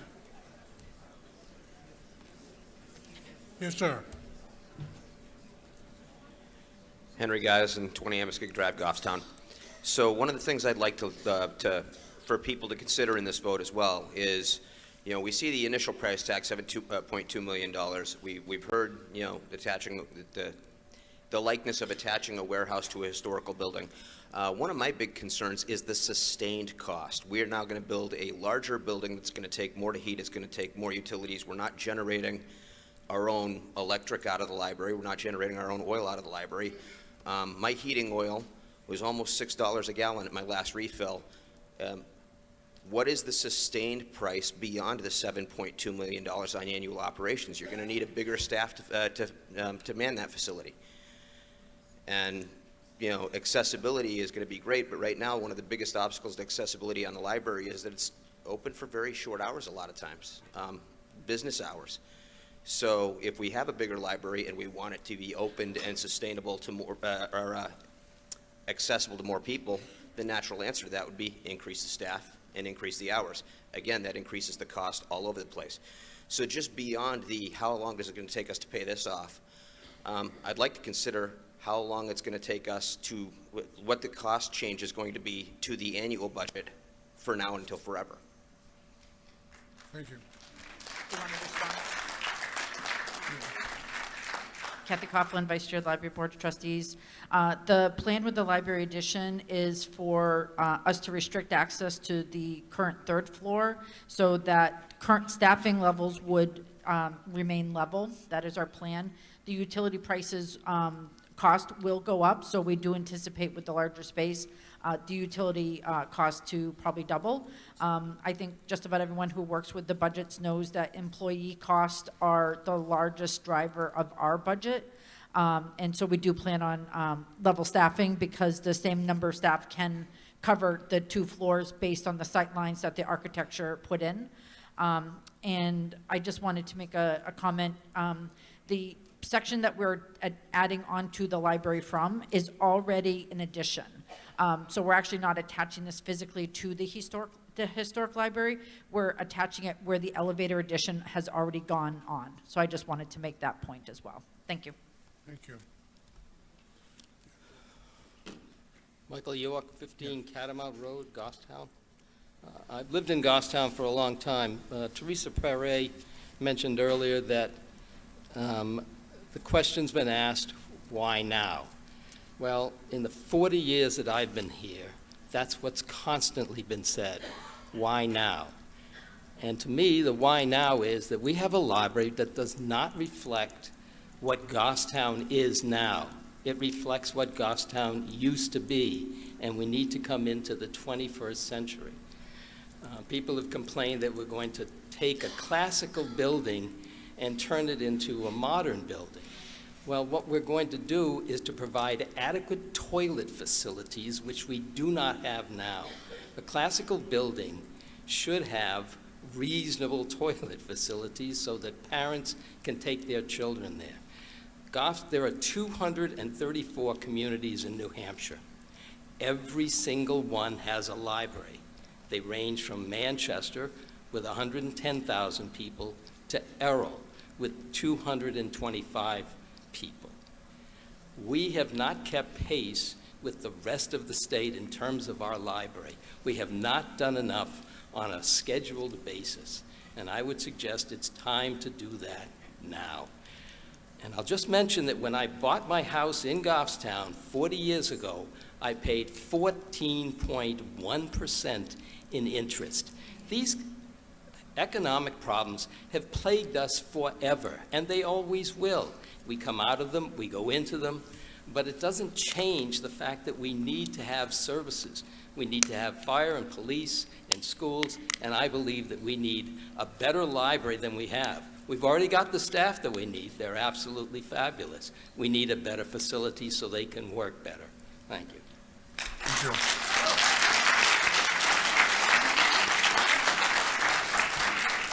Yes, sir. Thank you, Ma'am, Mr. I'm sorry. Moderator. Melanie Renfrew Hebert, 23 College Road.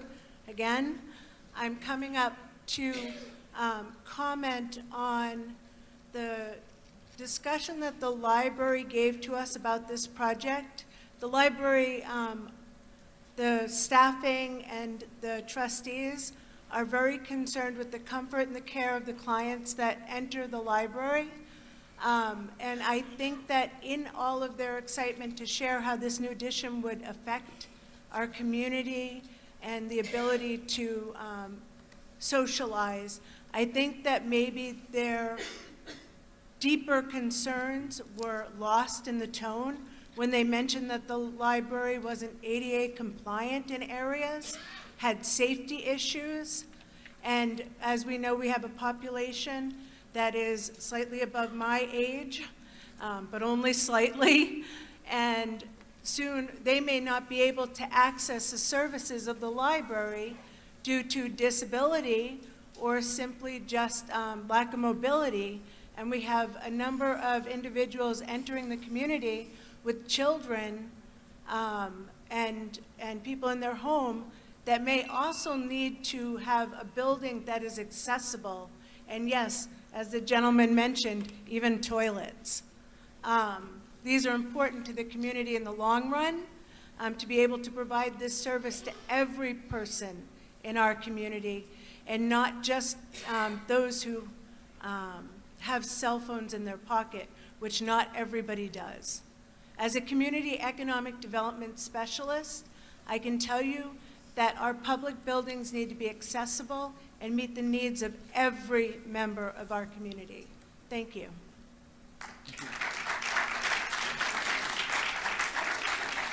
Raymond Philibot, 86 Mossad Ave, Goffstown, New Hampshire. I've been a resident for 35 and a half years, and I've been through a lot of these schools that 13 million here, 13 million there. Now, I want to know from anybody in the library, how many people use this library every day? Okay, how many people use this? That's what I want to know, you know? To me, these facilities The libraries are going out of date like the newspapers are. There's not going to be no more pretty soon, okay? And what that lady said about $120 a year for that, that's for one item. Now we gotta get a fire truck. We gotta pay the policemen. We gotta pay the firemen. We gotta pay the schools. You know, when's it gonna stop? You know, we're always getting hit. It's always the customer, and we're the customers. That's all I got. Thank you. Have a good day, guys. Thank you. Mr. Moderator, I was wondering if we could ask Diane Hathaway to come up to speak on the attendance numbers. She's not a Goffstown resident, but she is the library director and would have better access to those numbers. I'll allow her to speak, sure.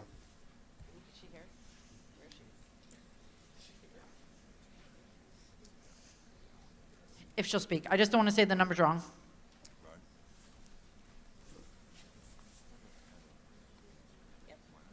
Thanks very much, Diane Hathaway. I am your library director. In the year 2022, we welcomed 37,608 visitors to the library. And I can't do math in my head, so.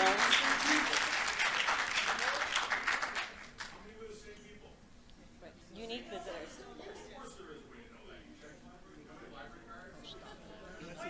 Hey, let's hold it down out there. Go back to this lady right here. Thank you, Mr. Moderator. Gina Cravedi, that's C-R-A-V-E-D-I, of 60 Summer Street. I personally work in higher education and very much do support us having a library. I don't think anybody here is talking about getting rid of the library, and I do hear a lot of arguments that sound like we're arguing for or against a library. I do want to support what Frank Hobbs said earlier. I think what we're looking at is a number that is in excess of what the needs are. I also support bringing something up to code for ADA compliance, making sure that we have proper toilet facilities. But I do think that what's in $7.2 million is a lot more wants than what needs to happen for the library.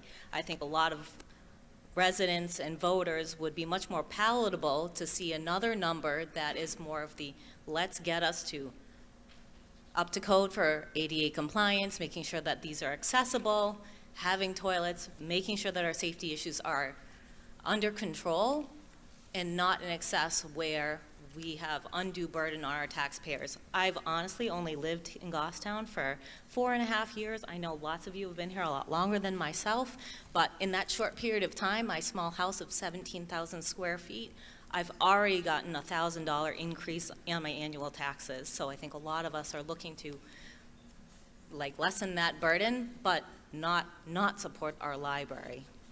Thank you. Thank you. Hello, I'm Dominic Prevey, 36 Laurel Street. I'm sort of an economics nerd, and I would just like to speak to the fact that a public library is a public service. It's not a voluntary institution, and quite deliberately not a voluntary institution. Voluntary institutions have perverse incentives that require you to pay consistently for access to it. We do not want to see access to our books, to our internet, to be run as a voluntary service. We want to see it be a public service, and we want to see it expanded as much as we can, as much as our community desperately needs, given it doesn't meet ADA compliance. Thank you. Thank you. Good evening. My name is Mary Ellen Emmerling, and I live at 33 Moset Avenue. My background has been strictly financial for my whole entire career. Luckily now, I'm fortunate that I'm a senior citizen, I am retired, and thus on a fixed income. When I think of the cost of the library, and I think of the historically, for this, did I mention I lived here 43 years? So about 25 years ago, to expand the library, it was approximately $2 million. In 1983, it was approximately $5.9 million. I know $7.2 million has a lot of zeros. I issued debt as the treasurer for the city of Concord, New Hampshire. This is the time to get these bonds on the books. The rates are low. and they're only going to go up. Get it now? It is not a want, it is a need. Another thing that really nobody has chatted about, as a previous tax collector from a different municipality, I'm concerned when our community does not keep up with other communities in our area.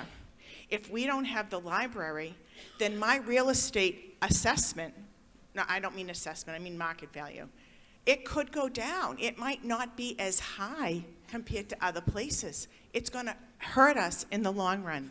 Please support the library and approve this article. Thank you.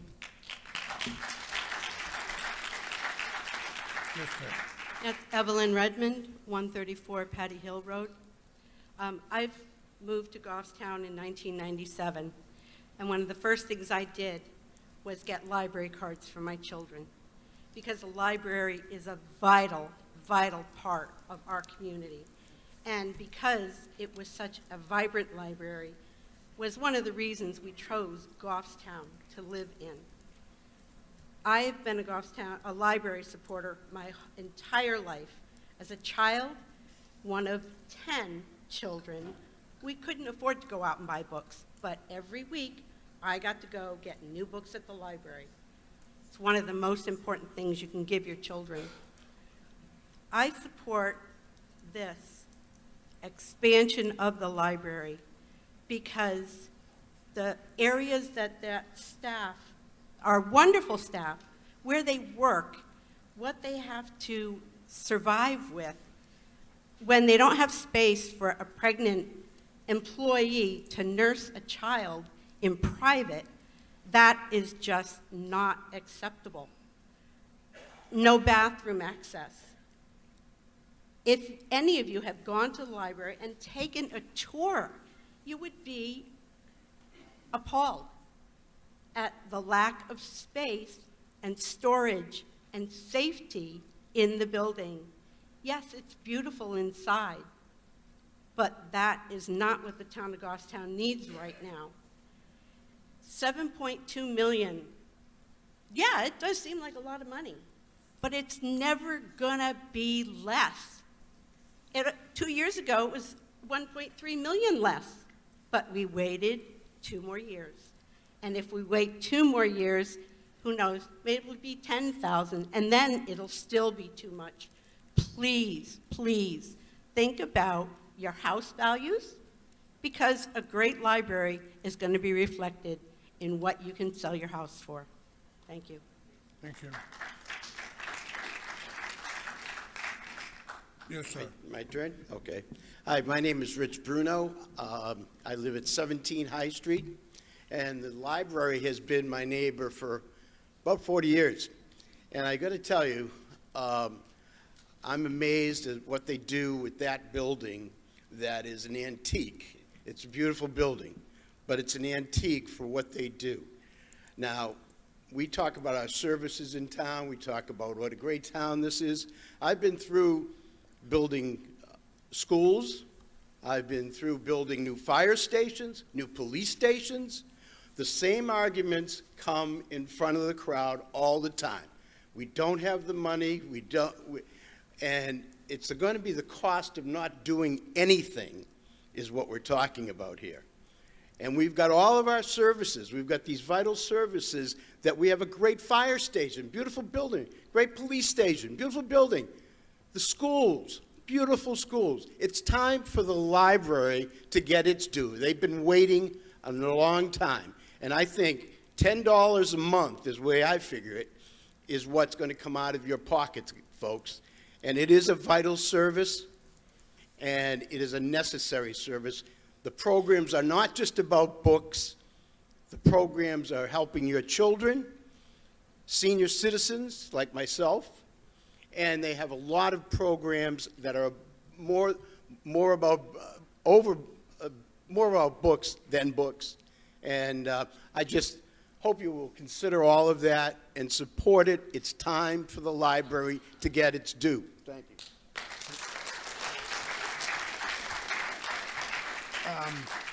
The gentleman in back of... to call the question. What's that? I wanted wanted to call the question. There's a gentleman in Sorry, back of you right now. Laura Stevens, 33 Earl Street I'm Hill not Road. going to accept that just yet. Okay.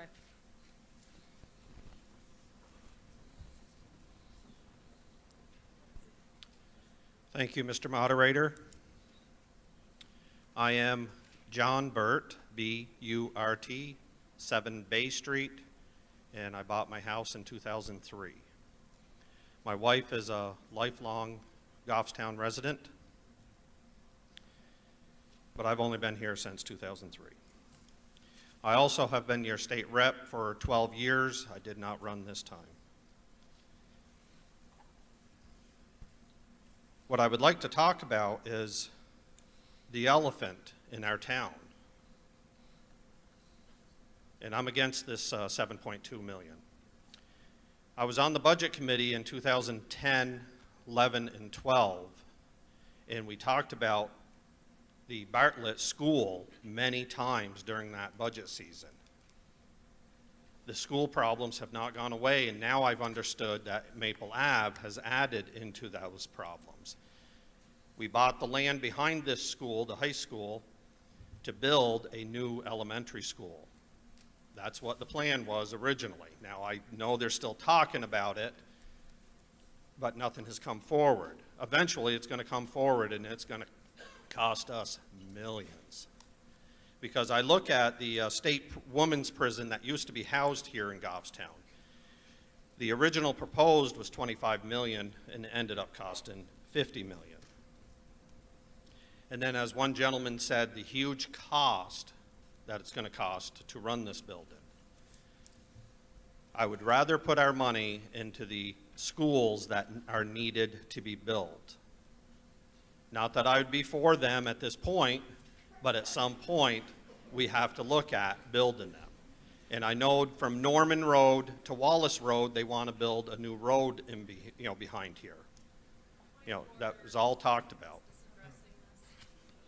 Go ahead.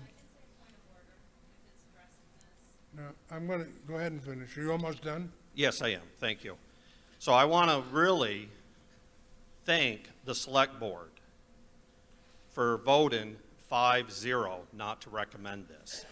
And I want to thank the 7 on the budget committee that also voted not to recommend this. Because I feel with the big elephant in the room, which is the Bartlett and now Maple Ave School, is going to come back. And then also the police want a new station because they have outgrown their station. So that's all going to come to us. So that's why we don't need this 7.2 million to be spent today. Thank you. Thank you.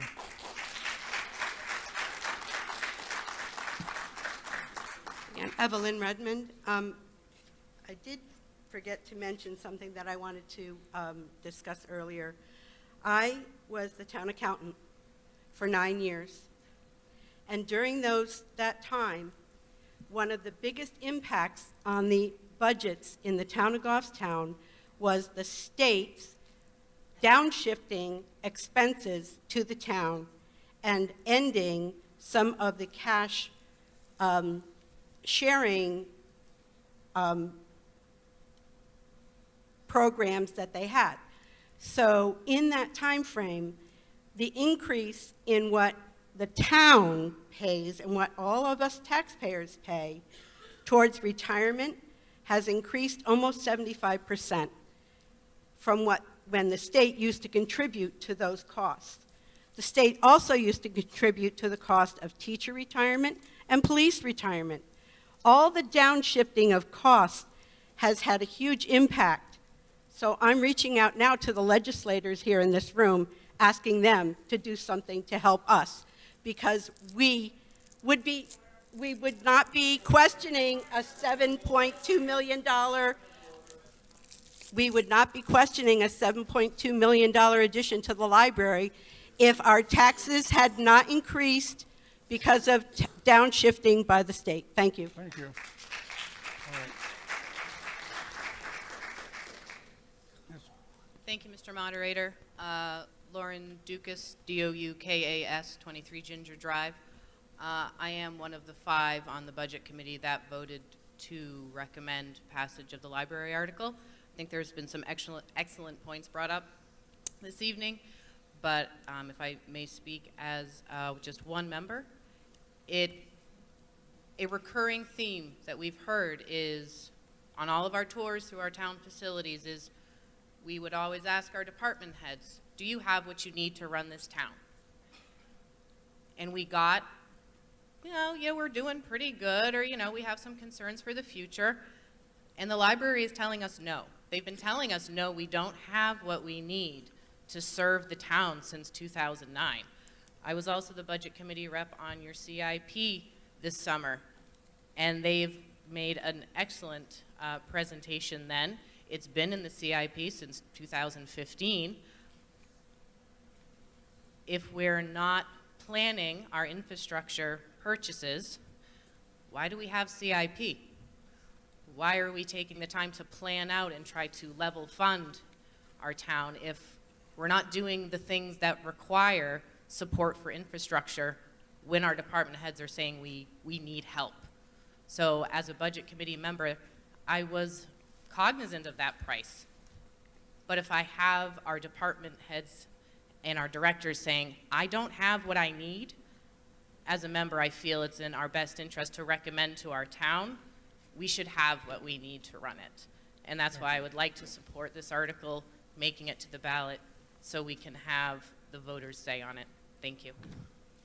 Okay, I'd just like to remind everybody about the 3-minute rule. Thank you, go ahead. Hi, Amy Huntman, Huntemann, 6 Barnard Lane. I wanted to know if I could make a motion to restrict reconsideration. I wanted to know if I could make a motion to reconsideration. No. Restrict reconsideration. Discussion is still ongoing, so it's premature. That motion that you'd like to enter is premature. Okay, thank you. At the right time. I just would like to get home at some time before my kids, passed out.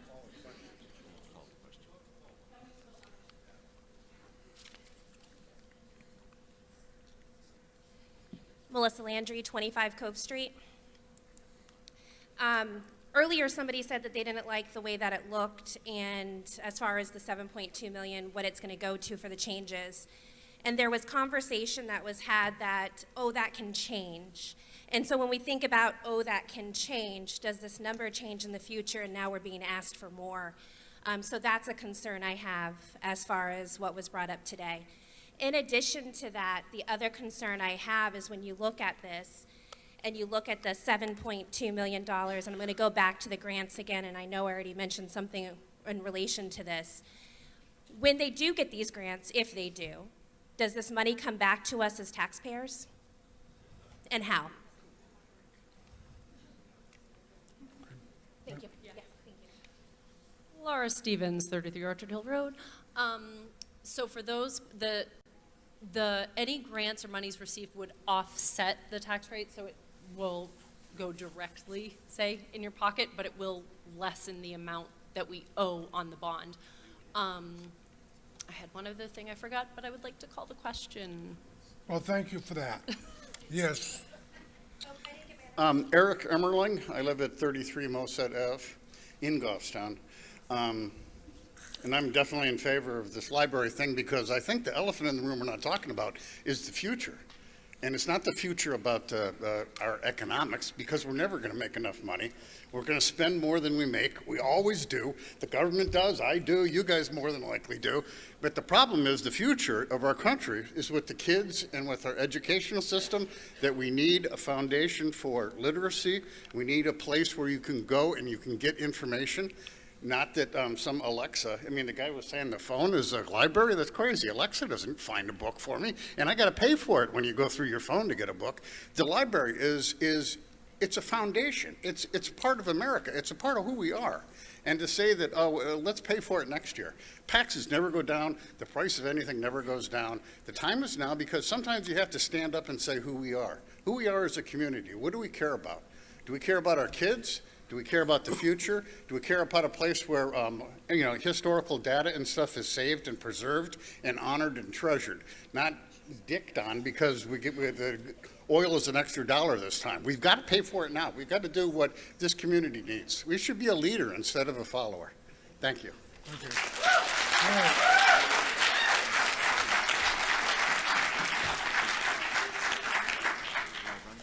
Kathy Coughlin, Vice Chair, Library Board of Trustees. I just wanted to try to answer the previous question that was asked.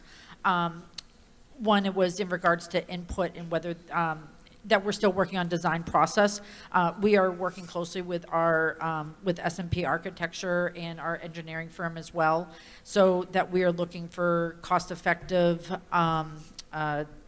materials and things like that. So they are, once we get further down the process and get true architectural drawings, then the decisions on what materials to be chosen will be based on budgetary matters. And then I also just wanted to comment on if we did raise money privately or through grants, that we've already been working with town finance, that any donations or grants that we're able to receive, we can accept via the library and essentially turn over to the town. Therefore, tax money would not have to be raised for that portion of the funds. And so that's how it could lessen. I would love to give you a solid number on what that would be, but we're just in the early process of that fundraising venture. So I just wanted to answer that. Thank you, Mr. Moderator. Kate Shea, 29 Tamar Drive, Goffstown, mother of 2 sets of twins and part of the hardworking working class of this town. I think there's some misinformation here. First of all, we don't have what we need. Not in terms of the library, but in terms of getting by. There are many of us that are hanging on by our fingernails. I'm not going to belabor it, and you heard Frank talk about a need versus a want, but even my young kids, when I take them to the polls and we go down the list, know exactly what a need versus a want is. We're not arguing over whether we want a library, a good library or not. We have a great library. My 4 kids, we would truck in there. You couldn't miss us. 2 sets of twins coming trucking in, and we would take advantage of the library passes and any programs, and we loved it. We still love it. We still go there. There's plenty of room. There's plenty of parking. Never been an issue. What we do have an issue with is there is a problem right now, and it's the elephant with the schools. It's the elephant with trying to get by. It's the elephant that my mortgage escrow just went up $200 a month as a single parent of disabled kids, and I'm concerned about ADA, but you know what, gosh darn it, I think we could do a little bit better job than $7.2 million for ADA purposes. So this isn't working for us, okay? It's not working for a lot of the hardworking class out here, and you're gonna lose them. You're gonna have Massachusetts people come up, whoever, great, you got your library, you got all that, you got people here. The good, hardworking people of this town are going to disappear. Those on fixed incomes are going to disappear, and we can't do this. So I appreciate what the select board saw in this, that we need to be wise and prudent with our dollars. I work in this stuff. I know how to spend. I go before boards all the time. This is not the kind of thing I would bring before a senior executive group and explain it with the rationale of now is the time. It's a very flawed logic behind saying now is the time. If my kid comes to me and says, hey, you keep saying no to me about buying this fancy bike, now is the time, now is the time. Am I gonna buy him that? Let's see, no, William, we've got to pay the mortgage this month. But you know what, since you said now is the time, I'm gonna buy you that bike and I'm gonna miss the mortgage payment. This is crazy. Please don't vote for this. I'm in opposition to this. Thank you. All right, I'm getting ready to take a previous question motion.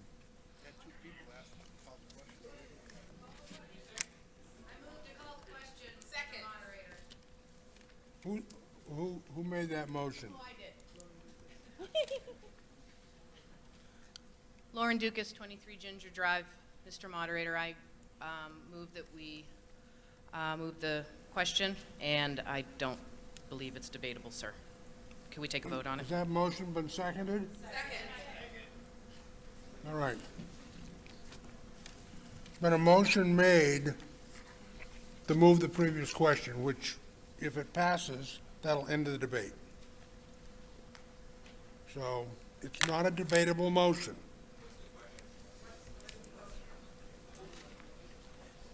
I'm going to see if we can't get a vote on it by voice.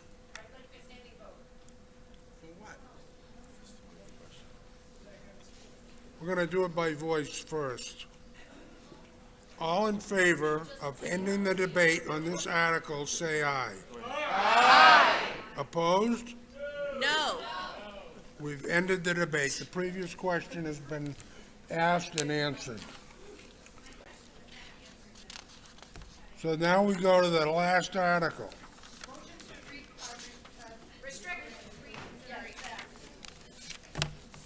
Amy Huntsman, I will remake my motion to restrict reconsideration on Article 7. All right, is there a second? There's a pending motion that's been offered and seconded to restrict reconsideration of Article 7. All in favor, say aye. Aye. Opposed? All right.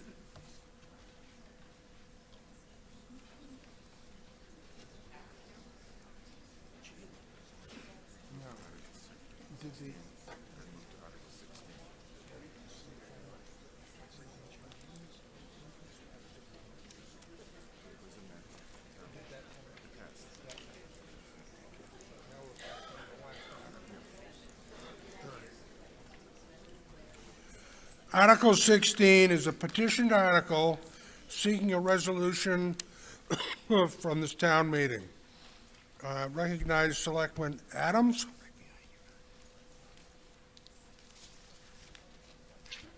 Thank you, Mr. Moderator. I promise you brevity.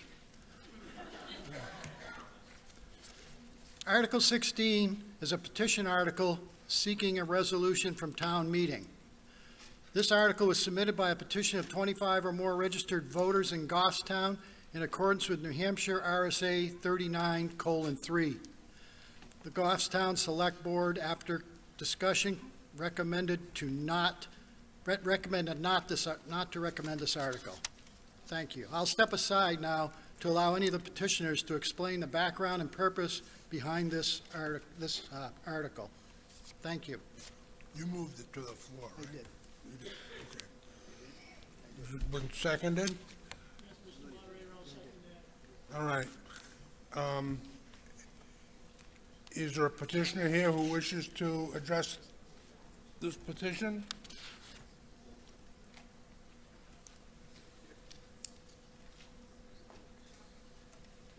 The petition that was signed by 25 people?